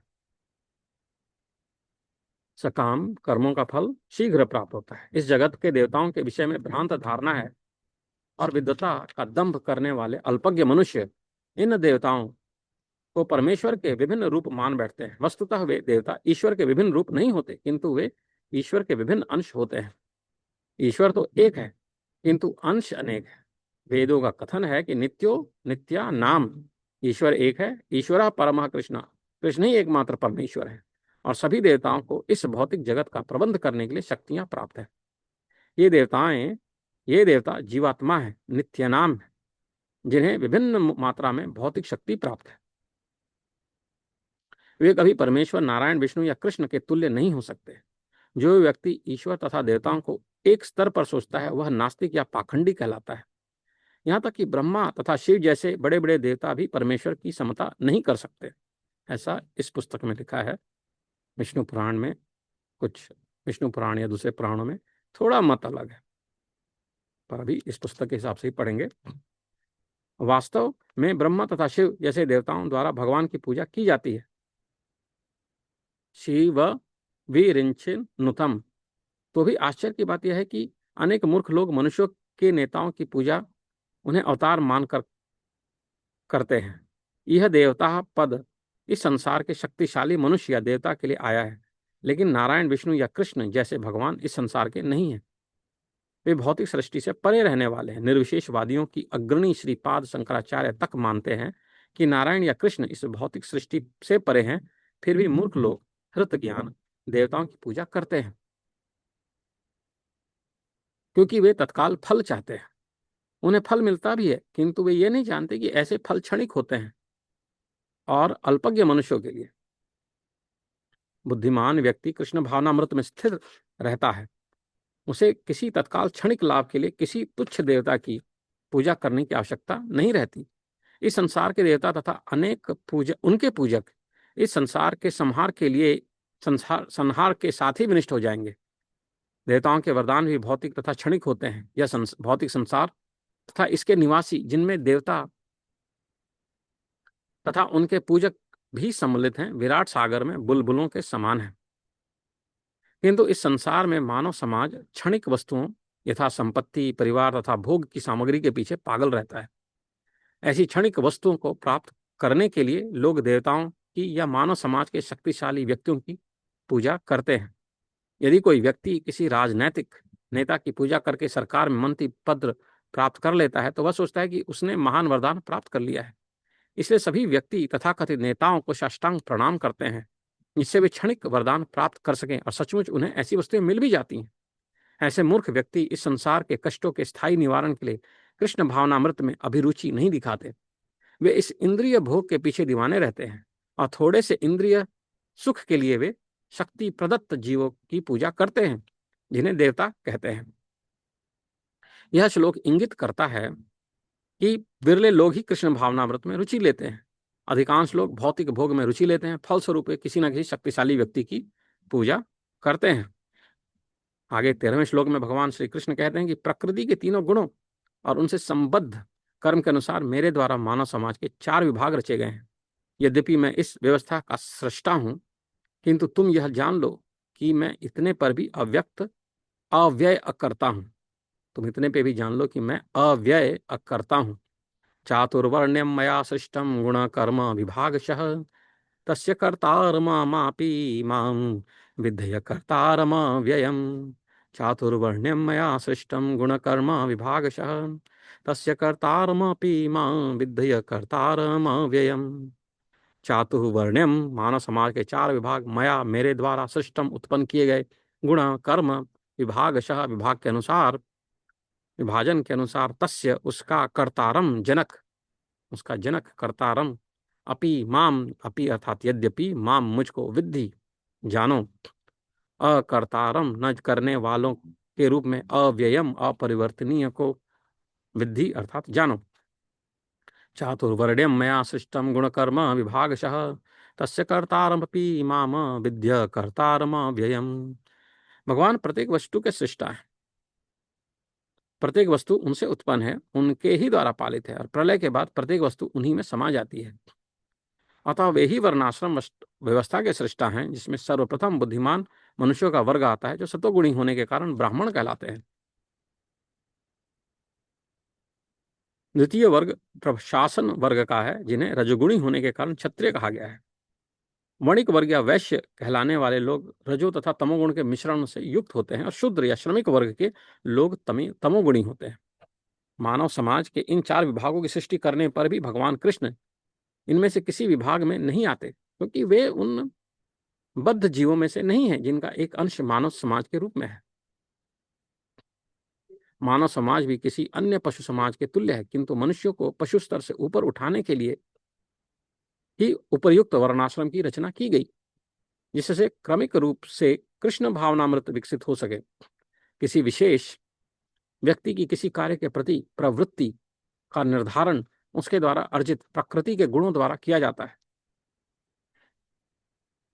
गुणों के अनुसार जीवन के लक्षणों का वर्णन इस ग्रंथ के 18वें अध्याय में हुआ है। किंतु कृष्ण भावना भावित व्यक्ति ब्राह्मण से भी बढ़कर होता है। यद्यपि गुण के अनुसार ब्राह्मण को ब्रह्म या परम सत्य के विषय में ज्ञान होना चाहिए, किंतु उनमें से अधिकांश भगवान कृष्ण के निर्विशेष ब्रह्म स्वरूप को ही प्राप्त कर पाते हैं। किंतु जो मनुष्य ब्राह्मण के सीमित ज्ञान को लांघ कर भगवान श्री कृष्ण के ज्ञान तक पहुंच जाता है, वही कृष्ण भावना भावित होता है, अर्थात वैष्णव होता है। कृष्ण भावना मृत में कृष्ण के विभिन्न अंशों या राम, नरसिंह, वराह आदि का ज्ञान सम्मिलित रहता है।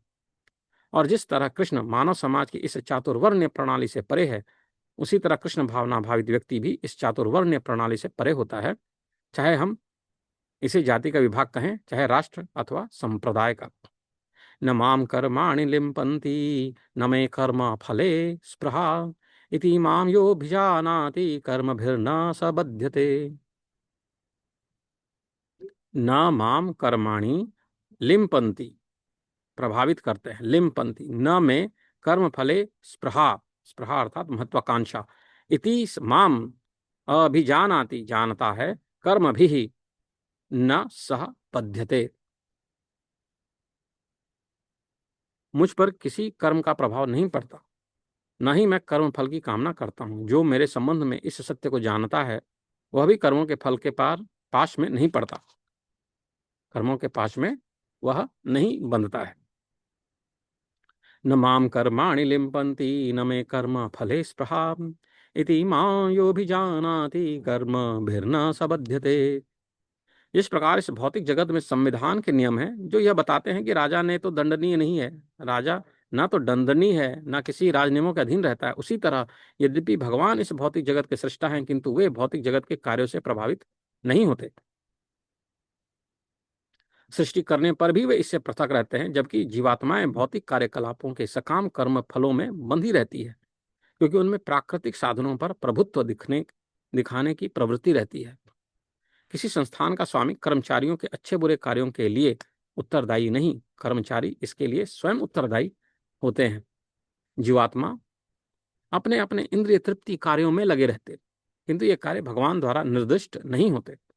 इंद्रिय तृप्ति की उत्तरोत्तर उन्नति के लिए जीवात्माएं इस संसार में कर्म में प्रवृत्त हैं और मृत्यु के बाद स्वर्ग सुख की कामना करती रहती हैं।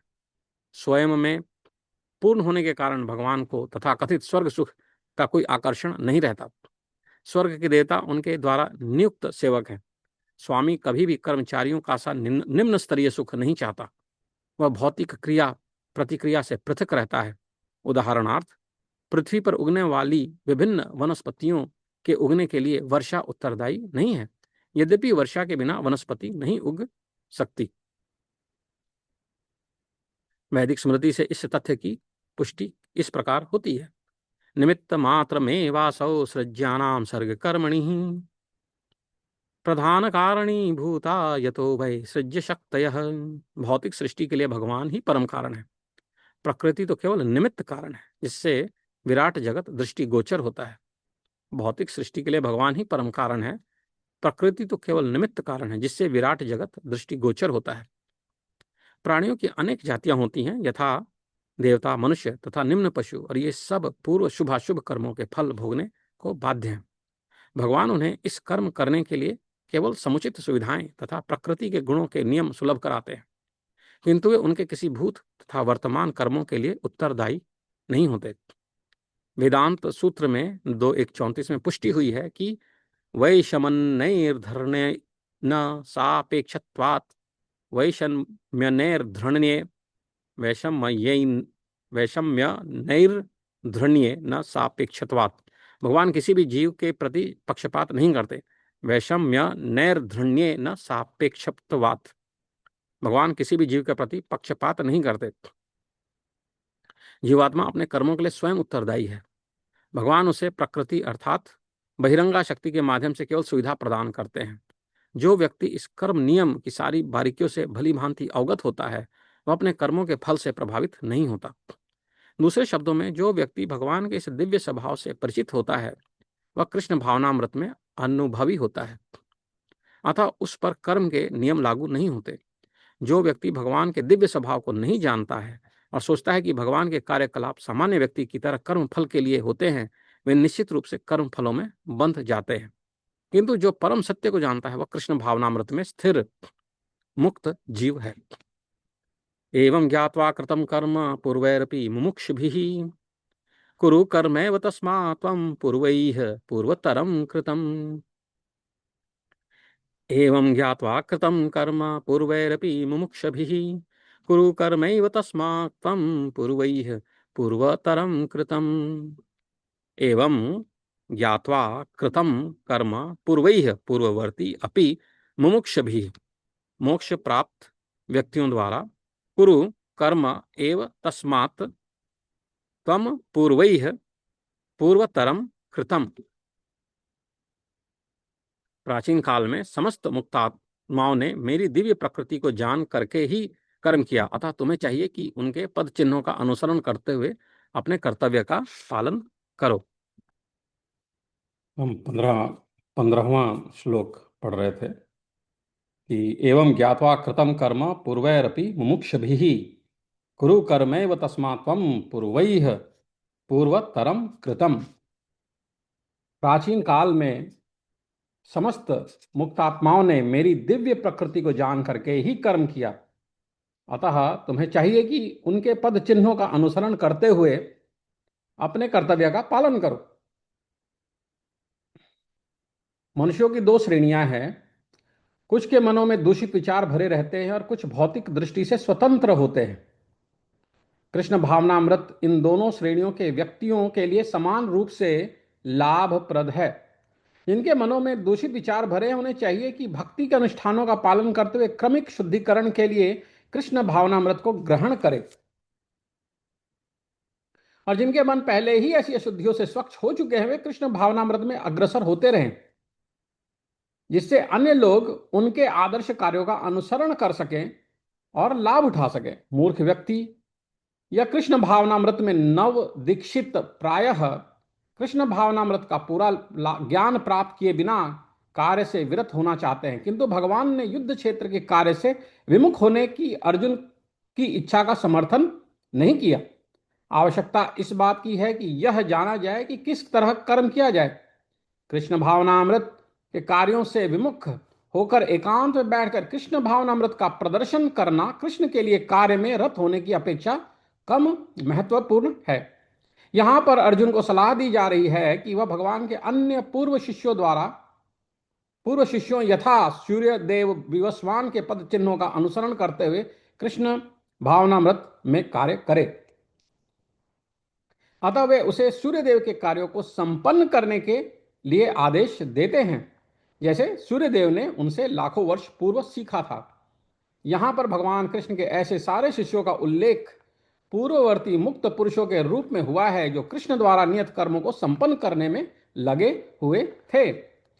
किम कर्मेति कवयोप्यत्र मोहिताः तत्ते कर्म प्रवक्ष्यामि यज्ञात्वा मोक्षसे शुभात्। किम अकर्म इति कवया अपि अत्र मोहिताः तत्ते कर्म प्रवक्ष्यामि यत् ज्ञात्वा मोक्षसे अश्रुभात्। अश्रुभात् अकल्याण से, अशुभ से। कवयः बुद्धिमान, बुद्धिमान को कवयः कहते हैं। मोहिताः मोहग्रस्त रहते हुए। किम कर्मेति कवयोप्यत्र मोहिताः तत्ते कर्म प्रवक्ष्यामि यज्ञात्वा मोक्ष से शुभात्।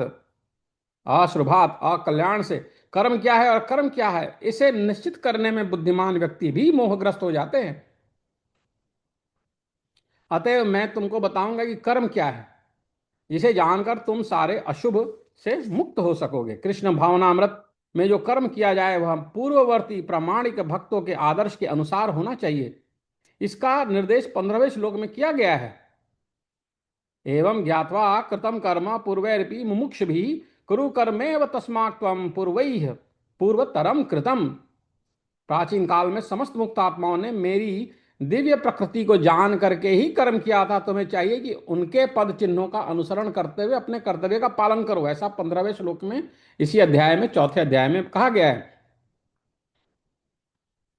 ऐसा कर्म स्वतंत्र क्यों नहीं होना चाहिए, इसकी व्याख्या अगले श्लोक में की गई है।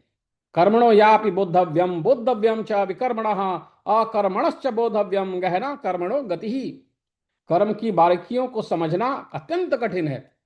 अतः मनुष्य को चाहिए कि वह यह ठीक से जाने कि कर्म क्या है, विकर्म क्या है, अकर्म क्या है। कर्म, विकर्म और अकर्म ये क्या होते हैं। अभी 16वीं श्लोक में ही हैं हम। तो कृष्ण भावनामृत में कर्म करने के लिए मनुष्य को उन प्रामाणिक पुरुषों के नेतृत्व का अनुगमन करना चाहिए, जो गुरु परंपरा में हो, जैसा कि इस अध्याय के प्रारंभ में कहा जा चुका है। कृष्ण भावनामृत पद्धति का उपदेश सर्वप्रथम सूर्यदेव को दिया गया, जिन्होंने इसे अपने पुत्र मनु से कहा। मनु ने इसे अपने पुत्र इक्ष्वाकु से कहा, और यह पद्धति तब से इस पृथ्वी पर चली आ रही है। अतः परंपरा के पूर्ववर्ती अधिकारियों के पद चिन्हों का अनुसरण करना आवश्यक है। अन्यथा बुद्धिमान से बुद्धिमान मनुष्य भी कृष्ण भावनामृत के आदर्श कर्म के विषय में मोहग्रस्त हो जाते हैं। इसलिए भगवान ने स्वयं ही अर्जुन को कृष्ण भावनामृत का उपदेश देने का निश्चय किया। अर्जुन को साक्षात भगवान ने शिक्षा दी। अतः जो भी अर्जुन के पद चिन्हों पर चलेगा वह कभी मोहग्रस्त नहीं होगा। कहा जाता है कि अपूर्ण प्रायोगिक ज्ञान के द्वारा धर्म पथ का निर्णय नहीं किया जा सकता। वस्तुतः धर्म को केवल भगवान ही निश्चित कर सकते हैं। धर्म तो साक्षात भगवत प्रणीतम, भागवत के 6:3-19 में आता है, धर्मम तो साक्षात भगवत प्रणीतम। अपूर्ण चिंतन द्वारा कोई किसी धार्मिक सिद्धांत का निर्माण नहीं कर सकता। मनुष्य को चाहिए कि ब्रह्मा, शिव, नारद, मनु, चारों कुमार, कपिल, प्रहलाद, भीष्म, शुकदेव गोस्वामी, यमराज, जनक तथा बलि महाराज जैसे महान अधिकारियों के पद चिन्हों का अनुसरण करे। केवल मानसिक चिंतन द्वारा यह निर्धारित करना कठिन है कि धर्म या आत्म साक्षात्कार क्या है। अतः भगवान अपने भक्तों का अहेतु की कृपावश स्वयं ही अर्जुन को बता रहे हैं कि कर्म क्या है और अकर्म क्या है। केवल कृष्णामृत, कृष्ण भावनामृत में किया गया कर्म ही मनुष्य को भवबंधन से उबार सकता है। तो अगले श्लोक में भगवान बताते हैं 17वें श्लोक में कि कर्मणो ह्यापि बोधव्यम बोधव्यम च विकर्मणः अकर्मणश्च बोधव्यम गहना कर्मणो गति। कर्म की बारीकियों को समझना अत्यंत कठिन है। अतः मनुष्य को चाहिए कि वह यह ठीक से जाने कि कर्म क्या है, विकर्म क्या है, अकर्म क्या है।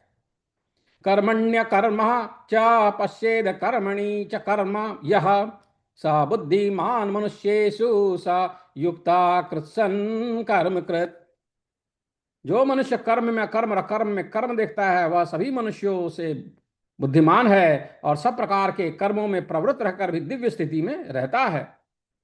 जो मनुष्य कर्म में अकर्म और अकर्म में कर्म देखता है वह सर्व बुद्धिमान है। कर्मण्य कर्म यह पश्येद कर्मणि च कर्म यह स बुद्धिमान मनुष्येषु स युक्तः कृत्स न कर्म कृत। कर्मणि अकर्मा जो अकर्म, कर्मणि अकर्म यह पश्येत देखता है, अकर्मणि च कर्म यह स बुद्धिमान मनुष्येषु मानव समाज में, मनुष्येषु मनुष्यों में, मानव समाज में सयुक्त कृत्स्नम कर्म कृत सारे कर्मों में लगा रहकर भी कृष्ण भावनामृत में कार्य करने वाला व्यक्ति स्वभावतः कर्म बंधन से मुक्त होता है। उसके सारे कर्म कृष्ण के लिए होते हैं। अतः कर्म के फल से उसे कोई लाभ या हानि नहीं होती। फलस्वरूप वह मानव समाज में बुद्धिमान होता है, यद्यपि वह कृष्ण के लिए सभी तरह के कर्मों में लगा रहता है। अकर्म का अर्थ है कर्म के फल के बिना, अकर्म का अर्थ है कर्म के फल के बिना। निर्विशेषवादी इस भय से सारे कर्म करना बंद कर देता है कि कर्म फल उसके आत्म साक्षात्कार के मार्ग में बाधक न हो, किंतु सगुणवादी अपनी इस स्थिति से भली भांति परिचित रहता है कि वह भगवान का नित्य दास है। अतः वह अपने आप को कृष्ण भावनामृत के कार्यों में तत्पर रखता है। चूंकि सारे कर्म कृष्ण के लिए किए जाते हैं, अतः इस सेवा के करने में उसे दिव्य सुख प्राप्त होता है। जो इस विधि में लगे रहते हैं वे व्यक्तिगत इंद्रिय तृप्ति की इच्छा से रहित होते हैं। कृष्ण के प्रति उसका नित्य दास्य भाव उसे सभी प्रकार के कर्म फल से मुक्त करता है। यस्य सर्वे समारंभा काम संकल्प वर्जिता ज्ञानाग्नि दग्ध कर्माणम तमाहु पंडितम बुधा। जिस व्यक्ति का प्रत्येक प्रयास इंद्रिय तृप्ति की कामना से रहित होता है उसे पूर्ण ज्ञानी समझा जाना चाहिए। उसे ही साधु पुरुष भी कर्ता कहते हैं, जिसने पूर्ण ज्ञान की अग्नि से कर्म फलों को भस्मसात कर दिया है। केवल पूर्ण ज्ञान ही कृष्ण भावना भावित व्यक्ति के कार्यकलापों को समझ सकता है। ऐसे व्यक्ति में इंद्रिय तृप्ति की प्रवृत्ति का अभाव होता है। इससे यह समझा जाता है कि भगवान के नित्य दास के रूप में उसे अपने स्वाभाविक स्वरूप का पूर्ण ज्ञान है, जिसके द्वारा उसने अपने कर्म फलों को भस्म कर दिया है। जिसने ऐसा पूर्व ज्ञान प्राप्त कर लिया है वह सचमुच विद्वान है, बुद्धिमान है, विद्वान है। भगवान की नित्य दासता के इस ज्ञान के विकास की तुलना अग्नि से की गई है। ऐसी अग्नि एक बार प्रज्वलित हो जाने पर कर्म के सारे फलों को भस्म कर सकती है। जिस व्यक्ति का प्रत्येक प्रयास इंद्रिय तृप्ति की कामना से रहित होता है उसे पूर्ण ज्ञानी समझा जाता है।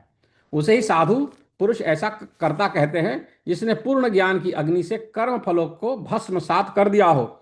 यस्य सर्वे समारंभा काम संकल्प वर्जिता ज्ञानाग्निदग्ध कर्माणम तमाहु पंडितम बुधाः।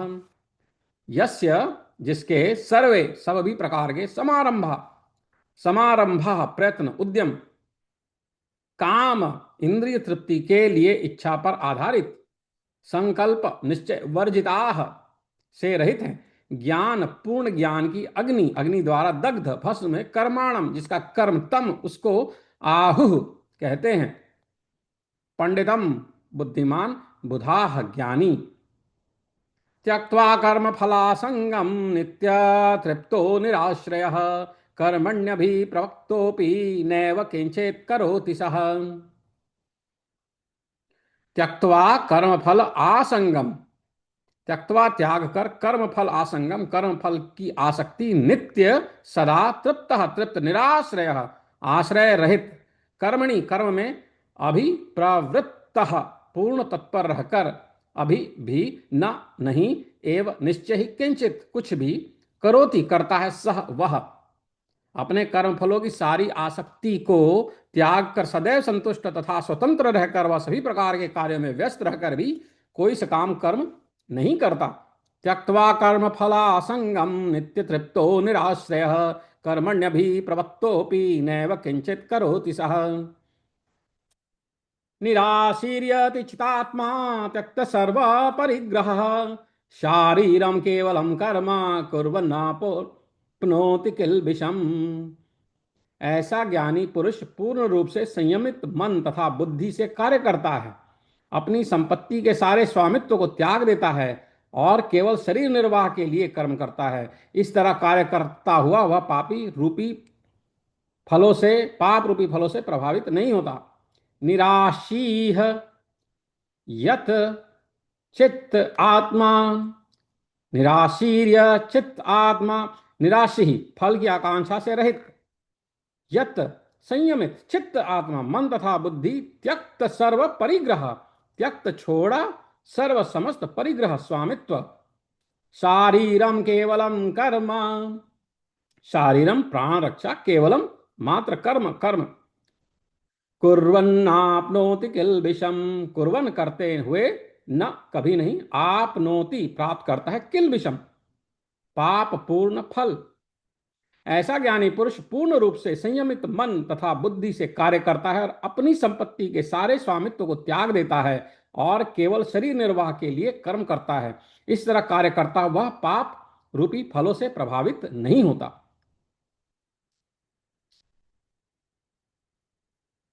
कृष्ण भावना भावित व्यक्ति कर्म करते समय कभी भी शुभ या अशुभ फल की आशा नहीं रखता। उसके मन तथा बुद्धि पूर्णतया वश में होते हैं।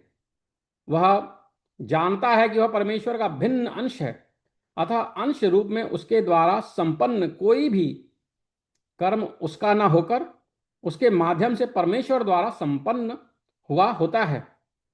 जब हाथ हिलता है तो स्वेच्छा से नहीं हिलता, अपितु सारे शरीर की चेष्टा से हिलता है। कृष्ण भावना भावित व्यक्ति भगवद इच्छा का अनुगामी होता है, क्योंकि उसकी निजी इंद्रिय तृप्ति को कोई कामना नहीं होती। वह यंत्र के एक पुर्जे की भांति हिलता डुलता है। जिस प्रकार रख रखाव के लिए पुर्जे को तेल और सफाई की आवश्यकता पड़ती है, उसी प्रकार कृष्ण भावना भावित व्यक्ति कर्म के द्वारा अपना निर्वाह करता रहता है, जिससे वह भगवान की दिव्य प्रेमा भक्ति करने के लिए ठीक बना रहे। अतः वह अपने प्रयासों के फलों के प्रति निश्चेष्ट रहता है। पशु के समान ही उसका अपने शरीर पर कोई अधिकार नहीं होता। कभी कभी क्रूर स्वामी अपने अधीन पशु को मार भी डालता है तो भी पशु विरोध नहीं करता, न ही उसे कोई स्वाधीनता होती है। आत्म साक्षात्कार में पूर्णतया तत्पर कृष्ण भावना भावित व्यक्ति के पास इतना समय नहीं रहता कि वह अपने पास कोई भौतिक वस्तु रखे। अपने जीवन निर्वाह के लिए उसे अनुचित साधनों के द्वारा धन संग्रह करने की आवश्यकता नहीं रहती। अतः वह ऐसे भौतिक पापों से कल्मशग्रस्त नहीं होता। वह अपने समस्त कर्म फल से मुक्त रहता है। निराशीर्यत चित्तात्मा त्यक्त सर्व परिग्रह शारीरम केवलम कर्म कुर्वन्नाप्नोति किल्बिषम्। यद्छालाव संतुष्टो द्वन्द्वातीतो विमत्सरः समः सिद्धावसिद्धौ च कृत्वापि न निबध्यते। जो स्वतः होने वाले लाभ से संतुष्ट रहता है, जो द्वंद्व से मुक्त रहता है, जो ईर्ष्या नहीं करता, जो सफलता तथा असफलता दोनों में स्थिर रहता है, वह कर्म करता है तो भी बंधता नहीं है। गतसंगस्य मुक्तस्य ज्ञानावस्थित चेतसः यज्ञाचरतः कर्म समग्रं प्राविलीयते। जो पुरुष प्रकृति के गुणों के प्रति अनासक्त है और जो दिव्य ज्ञान में पूर्णतया स्थित है, उसके सारे कर्म ब्रह्म में लीन हो जाते हैं। गत संगस्य प्रकृति के गुणों के प्रति अनासक्त मुक्तस्य मुक्त पुरुष का ज्ञानावस्थित ब्रह्म में स्थित चेतसः, जिसका ज्ञान यज्ञाय, कृष्ण के लिए, यज्ञ के लिए, आचरतः, करते हुए कर्म, सग्रमम, समग्रम, संपूर्ण, प्रविलीयते, पूर्ण रूप से विलीन हो जाता है। ब्रह्मार्पणम ब्रह्महावेर ब्रह्माग्नो ब्रह्मणाहुतम ब्रह्मैव तेन गंतव्यम ब्रह्म कर्म समाधिना। जो व्यक्ति कृष्ण भावनामृत में पूर्णतया लीन रहता है, उसे अपने आध्यात्मिक कर्मों के योगदान के कारण अवश्य ही भगवत धाम की प्राप्ति होती है, क्योंकि उसमें हवन आध्यात्मिक होता है और हवि भी आध्यात्मिक होता है। ब्रह्मार्पणम ब्रह्महाविर्ब्रह्माग्नो ब्रह्मणाहुतम ब्रह्मैव तेन गंतव्यम ब्रह्म कर्म समाधिना। ब्रह्म आध्यात्मिक, अर्पणम अर्पण, ब्रह्म ब्रह्म, हवि धृत, ब्रह्म आध्यात्मिक, अग्रव, क्षमा कीजिए, अग्नव, हवन रूपी अग्नि में, ब्रह्मणा आत्मा द्वारा, हुतम अर्पित, ब्रह्म परम धाम, एवं निश्चय ही तेन उसके द्वारा, गंतव्यम पहुंचने योग्य, ब्रह्म आध्यात्मिक कर्म, कर्म में समाधीना, पूर्ण एकाग्रता के द्वारा।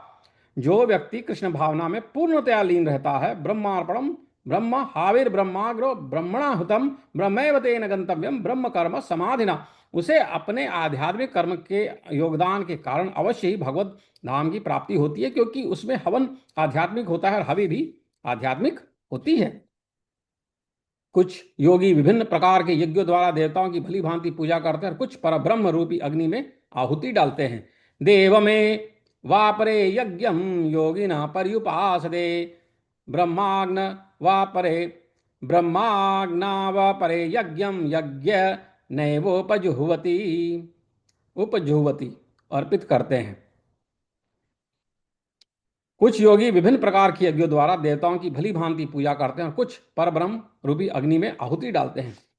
श्रोत्रादीनीन्द्रियाण्यन्ये संयमाग्निषु जुह्वति, शब्दादीन्वेषयान्यम इंद्रियाग्निषु जुह्वति। श्रोत्र आदीनि इंद्रियाणि अन्य संयम अग्निषु जुह्वति, जुह्वति अर्थात अर्पित करते हैं। शब्द आदीन विषयान अन्य इंद्रिय अग्निषु जुह्वति, इनमें से कुछ विशुद्ध ब्रह्मचारी श्रवण आदि क्रियाओं तथा इंद्रियों को मन की नियंत्रण रूपी अग्नि में स्वाहा कर देते हैं, तो दूसरे नियमित गृहस्थ इंद्रिय विषयों को इंद्रियों की अग्नि में स्वाहा कर देते हैं। सवर्ण इंद्रिय कर्माणि प्राण कर्माणि चापरे, आत्मसंयम योगाग्नौ जुह्वति ज्ञान दीपिते, जुह्वति अर्पित करते हैं। सर्वाणी इंद्रिय कर्माणि प्राण कर्माणि च अपरे आत्मसंयम योग अग्नौ जुह्वति ज्ञान दीपिते, दूसरे जो मन तथा इंद्रियों को वश में करके आत्म साक्षात्कार करना चाहते हैं, संपूर्ण इंद्रियों तथा प्राणवायु के कार्यों को संयमित रूप मन रूपी अग्नि में आहुति कर देते हैं। द्रव्य यज्ञास्तपो यज्ञा योग यज्ञास्तथा परे, स्वाध्याय ज्ञान ज्ञाश्च यतया संचित व्रता। कठोर व्रत अंगीकार करके कुछ लोग अपनी संपत्ति का त्याग करके, कुछ कठिन तपस्या द्वारा, कुछ अष्टांग योग पद्धति के अभ्यास द्वारा अथवा दिव्य ज्ञान में उन्नति करने के लिए वेदों के अध्ययन द्वारा प्रबुद्ध बनते हैं। अपाने जुह्वति प्राणम प्राणे पानम तथा परे, प्राणापान गतिरुद्ध्वा प्राणायाम परायणाः, अपरे नियताहारा प्राणान प्राणेषु जुह्वति। अन्य लोग जो भी हैं जो समाधि में रहने के लिए श्वास को रोके रहते हैं, प्राणायाम करते हैं, वे अपान में प्राण को और प्राण में अपान को रोकने का अभ्यास करते हैं और अंत में प्राण अपान को रोककर समाधि में रहते हैं। अन्य योगी कम भोजन करके प्राण की प्राण में भी आहुति देते हैं। सर्वे पेते यज्ञ विदो यज्ञ क्षप्पेत कल्मषाः, यज्ञ शिष्टामृत भुजो यान्ति ब्रह्म सनातनम। ये सभी यज्ञ करने वाले यज्ञों का अर्थ जानने के कारण पाप कर्मों से मुक्त हो जाते हैं और यज्ञों के फल रूपी अमृत को चखकर परम दिव्य आकाश की ओर बढ़ते जाते हैं। नायम लोकोस्तय यज्ञस्य कुतोन्यः कुरु सत्तम। हे कुरुश्रेष्ठ, जब यज्ञ के बिना मनुष्य इस लोक में या इस जीवन में ही सुखपूर्वक नहीं रह सकता, तो फिर अगले जन्म में कैसे रह सकेगा। एवं बहुविधा यज्ञा वितता ब्रह्मणो मुखे कर्म जान्वी विद्येतान् सर्वान् एवं ज्ञात्वा विमोक्ष्यसे। ये विभिन्न प्रकार के यज्ञ वेद सम्मत हैं और ये सभी विभिन्न प्रकार के कर्मों से उत्पन्न हैं। इन्हें इस रूप में जानने पर तुम मुक्त हो जाओगे। श्रेयान् द्रव्यमयाद् ज्ञान यज्ञ परन्तपः सर्वं कर्माखिलं पार्थ ज्ञाने परिसमाप्यते। श्रेयान द्रव्यसयात द्रव्यमयात संपत्ति के यज्ञात यज्ञ से ज्ञान यज्ञ परंतप हे शत्रुओं को दंडित करने वाले सर्वम कर्म अखिलम पूर्णतः पार्थ ज्ञाने परिसमाप्यते समाप्त होते हैं परिसमाप्यते समाप्त होते हैं। हे परंतप द्रव्य यज्ञ से ज्ञान यज्ञ श्रेष्ठ है। हे पार्थ अंततो गत्वा सारे कर्म योगियों का अवसान दिव्य ज्ञान में होता है। तद्विद्धि प्रणिपातेन परिप्रश्नेन सेवया उपदेक्षन्ति ते ज्ञानम ज्ञानिनस्तत्त्वदर्शिनः। तुम गुरु के पास जाकर सत्य को जानने का प्रयास करो, उनसे विनीत होकर जिज्ञासा करो, उनकी सेवा करो। स्वरूप सिद्ध व्यक्ति तुम्हें ज्ञान प्रदान कर सकते हैं क्योंकि उन्होंने सत्य का दर्शन किया है। यज्ञात्वा न पुनर्मोहमेवं यास्यसि पांडव येन भूतान्य शेषाणि द्रक्ष्यस्यात्मन्यथो मयि। स्वरूप सिद्ध व्यक्ति से वास्तविक ज्ञान प्राप्त कर चुकने पर तुम पुनः कभी ऐसे मोह को प्राप्त नहीं होगे, क्योंकि इस ज्ञान के द्वारा तुम देख सकोगे कि सभी जीव परमात्मा के अंश स्वरूप हैं, अर्थात वे सब मेरे हैं। अपि चेदसि पापेभ्यः सर्वेभ्यः पापकृत्तमः सर्वं ज्ञानप्लवेनैव व्रजिनं सन्तरिष्यसि। अपि चेत् असि पापेभ्यः सर्वेभ्यः कृततमः सर्वं ज्ञानप्लवेन एव व्रजिनं सन्तरिष्यसि। सन्तरिष्यसि पूर्णतया पार कर जाओगे, तरिष्यसि पूर्णतया पार कर जाओगे। यदि तुम्हें समस्त पापियों में भी सर्वाधिक पापी समझा जाए तो भी तुम दिव्य ज्ञान रूपी नाव में स्थित होकर दुख सागर को पार करने में समर्थ होगे। यथैधांसि समिद्धाग्निर्भस्मा सात् कुरुते अर्जुन ज्ञानाग्नि सर्वकर्माणि भस्मसात् कुरुते तथा। जैसे प्रज्वलित अग्नि ईंधन को भस्म कर देती है, उसी तरह हे अर्जुन ज्ञान रूपी अग्नि भौतिक कर्मों के समस्त फलों को जला डालती है। नहीं ज्ञानेन सदृश्यम पवित्रमिह विद्यते तत्स्वयं योग संसिद्ध कालेन आत्मनि विन्दति। इस संसार में दिव्य ज्ञान के समान कुछ भी उदात्त तथा शुद्ध नहीं है। ऐसा ज्ञान समस्त योग का परिपक्व फल है। जो व्यक्ति भक्ति में सिद्ध हो जाता है वह यथा समय अपने अंतर में इस ज्ञान का आस्वादन करता है। श्रद्धावान लभते ज्ञानम तत्परा संयते इंद्रियः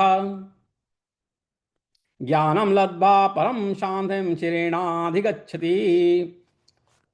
श्रद्धावान लभते ज्ञानम, श्रद्धालु व्यक्ति प्राप्त करता है ज्ञान। तत्परः उसमें अत्यधिक अनुरक्त, संयत संयमितः इंद्रियां ज्ञानम ज्ञान लब्धवा प्राप्त करके पराम दिव्य शांतिम शांति अचिरेण शीघ्र ही अधिगच्छति प्राप्त करता है। अधिगच्छति प्राप्त करता है। जो श्रद्धालु दिव्य ज्ञान में समर्पित है और जिसने इंद्रियों को वश में कर लिया है वह इस ज्ञान को प्राप्त करने का अधिकारी है और इस प्राप्त करते ही वह तुरंत आध्यात्मिक शांति को प्राप्त हो जाता है। अज्ञश्चाश्रद्य धानश्च संशयात्मा विनश्यति नायं लोकोस्ति न परो न सुखम संशयात्मनः। किंतु जो ज्ञानी तथा श्रद्धा विहीन व्यक्ति शास्त्रों में संदेह करते हैं वे भगवत भावनामृत नहीं प्राप्त कर सकते, अपितु नीचे गिर जाते हैं। संशय आत्मा के लिए न तो इस लोक में न ही परलोक में कोई सुख है। योग संन्यस्त कर्माणम ज्ञान संशेषन्न संशयम आत्मवंतम न कर्माणि निबंधन्ति धनंजय। जो व्यक्ति अपने कर्म फलों का परित्याग करते हुए भक्ति करता है और जिसके संशय दिव्य ज्ञान द्वारा विनष्ट हो चुके होते हैं वही वास्तव में आत्मपरायण है। हे धनंजय, वह कर्मों के बंधन में नहीं फंसता। तस्माद् ज्ञान संभूतम हृतस्थम ज्ञान सिनात्मनः क्षित्वैनं संशयं योगं तिष्ठ भारत। तस्मात् अज्ञान संभूतम, अतः अज्ञान संभूतम, अज्ञान से उत्पन्न, अज्ञान संभूतम, अज्ञान से उत्पन्न, हृत स्थितम, हृदय में स्थित, ज्ञान, ज्ञान रूपी असीना शस्त्र से, असीना शस्त्र से, क्षित्वा काट कर, एनम इस, संशयम संशय को, योगम योग में, आतिष्ठ स्थित हो, उत्तिष्ठ युद्ध करने के लिए उठो, भारत हे भरतवंशी, अतएव तुम्हारे हृदय में अज्ञान के कारण जो संशय उठे हैं उन्हें ज्ञान रूपी शास्त्र से काट डालो। छित्वा, हे भारत, तुम योग से समन्वित होने पर, योग से समन्वित होकर खड़े हो और युद्ध करो। ऐसा भगवान श्री कृष्ण कहते हैं कि इस अध्याय में जिस योग पद्धति का उपदेश हुआ है वह सनातन योग कहलाती है। इस योग में दो तरह के यज्ञ कर्म किए जाते हैं, एक तो द्रव्य का यज्ञ, दूसरा आत्मज्ञान यज्ञ जो विशुद्ध आध्यात्मिक कर्म है। यदि आत्म साक्षात्कार के लिए द्रव्य यज्ञ नहीं किया जाता तो ऐसा यज्ञ भौतिक बन जाता है, किंतु जब कोई आध्यात्मिक उद्देश्य या भक्ति से ऐसा यज्ञ करता है तो वह पूर्ण यज्ञ होता है। आध्यात्मिक क्रियाएं भी दो प्रकार की होती हैं, आत्मबोध या अपने स्वरूप को समझना, और श्री भगवान विषयक सत्य। श्रीमद् भगवद गीता के मार्ग का पालन करता है, जो इसका पालन करता है वह ज्ञान की इन दोनों श्रेणियों को समझ सकता है। उसके लिए भगवान के अंश स्वरूप आत्मज्ञान को प्राप्त करने में कोई कठिनाई नहीं होती। ऐसा ज्ञान लाभप्रद है क्योंकि ऐसा व्यक्ति भगवान के दिव्य कार्य कलापों को समझ सकता है। इस अध्याय के आरंभ में स्वयं भगवान ने अपने दिव्य कार्यकलापों का वर्णन किया है। जो व्यक्ति गीता के उपदेशों को नहीं मानता वह श्रद्धा विहीन है, और जो भगवान द्वारा उपदेश देने पर भी भगवान के सच्चिदानंद स्वरूप को नहीं समझ पाता वह समझना चाहिए कि वह मूर्ख है, निपट मूर्ख है। कृष्ण भावनामृत के सिद्धांतों को स्वीकार करके अज्ञान को क्रमशः दूर किया जा सकता है। यह कृष्ण भावनामृत विविध देव यज्ञ, ब्रह्म यज्ञ, ब्रह्मचर्य यज्ञ, गृहस्थ यज्ञ, इंद्रिय संयम यज्ञ, योग साधना यज्ञ, तपस्या यज्ञ, द्रव्य यज्ञ, स्वाध्याय यज्ञ तथा वर्णाश्रम धर्म में भाग लेकर जागृत किया जा सकता है। ये सब यज्ञ कहलाते हैं और ये सब नियमित कर्म पर आधारित हैं, नियमित कर्म पर यज्ञ आधारित है। किंतु इन सब कार्यकलापों के भीतर सबसे महत्वपूर्ण कारक आत्म साक्षात्कार है। सबसे पहले आत्म साक्षात्कार की आवश्यकता है। जो इस उद्देश्य की खोज लेता है, जो इस उद्देश्य को खोज लेता है वही श्रीमद् भागवत गीता का वास्तविक पाठक है, किंतु जो कृष्ण को प्रमाण नहीं मानता वह नीचे गिर जाता है। अतः मनुष्य को चाहिए कि वह सेवा तथा समर्पण समेत किसी प्रामाणिक गुरु के निर्देशन में भगवत गीता या अन्य किसी शास्त्र का अध्ययन करे। प्रामाणिक गुरु अनंत काल से चली आने वाली परंपरा में होता है और वह परमेश्वर के उन उपदेशों से तनिक भी विषय विपथ नहीं होता जिन्हें उन्होंने लाखों वर्ष पूर्व सूर्यदेव को दिया था और जिनसे भगवत गीता के उपदेश इस धरा धाम में आए। अतः गीता में ही व्यक्त भगवत गीता के पथ का अनुसरण करना चाहिए और उन लोगों से सावधान रहना चाहिए जो आत्मश्लाघा वश अन्यों को वास्तविक पथ से विपथ कर सकते हैं। भगवान निश्चित रूप से परम पुरुष हैं और उनके कार्यकलाप दिव्य हैं। जो उसे समझता है वह भगवत गीता का अध्ययन शुभारंभ करके मुक्त हो जाता है।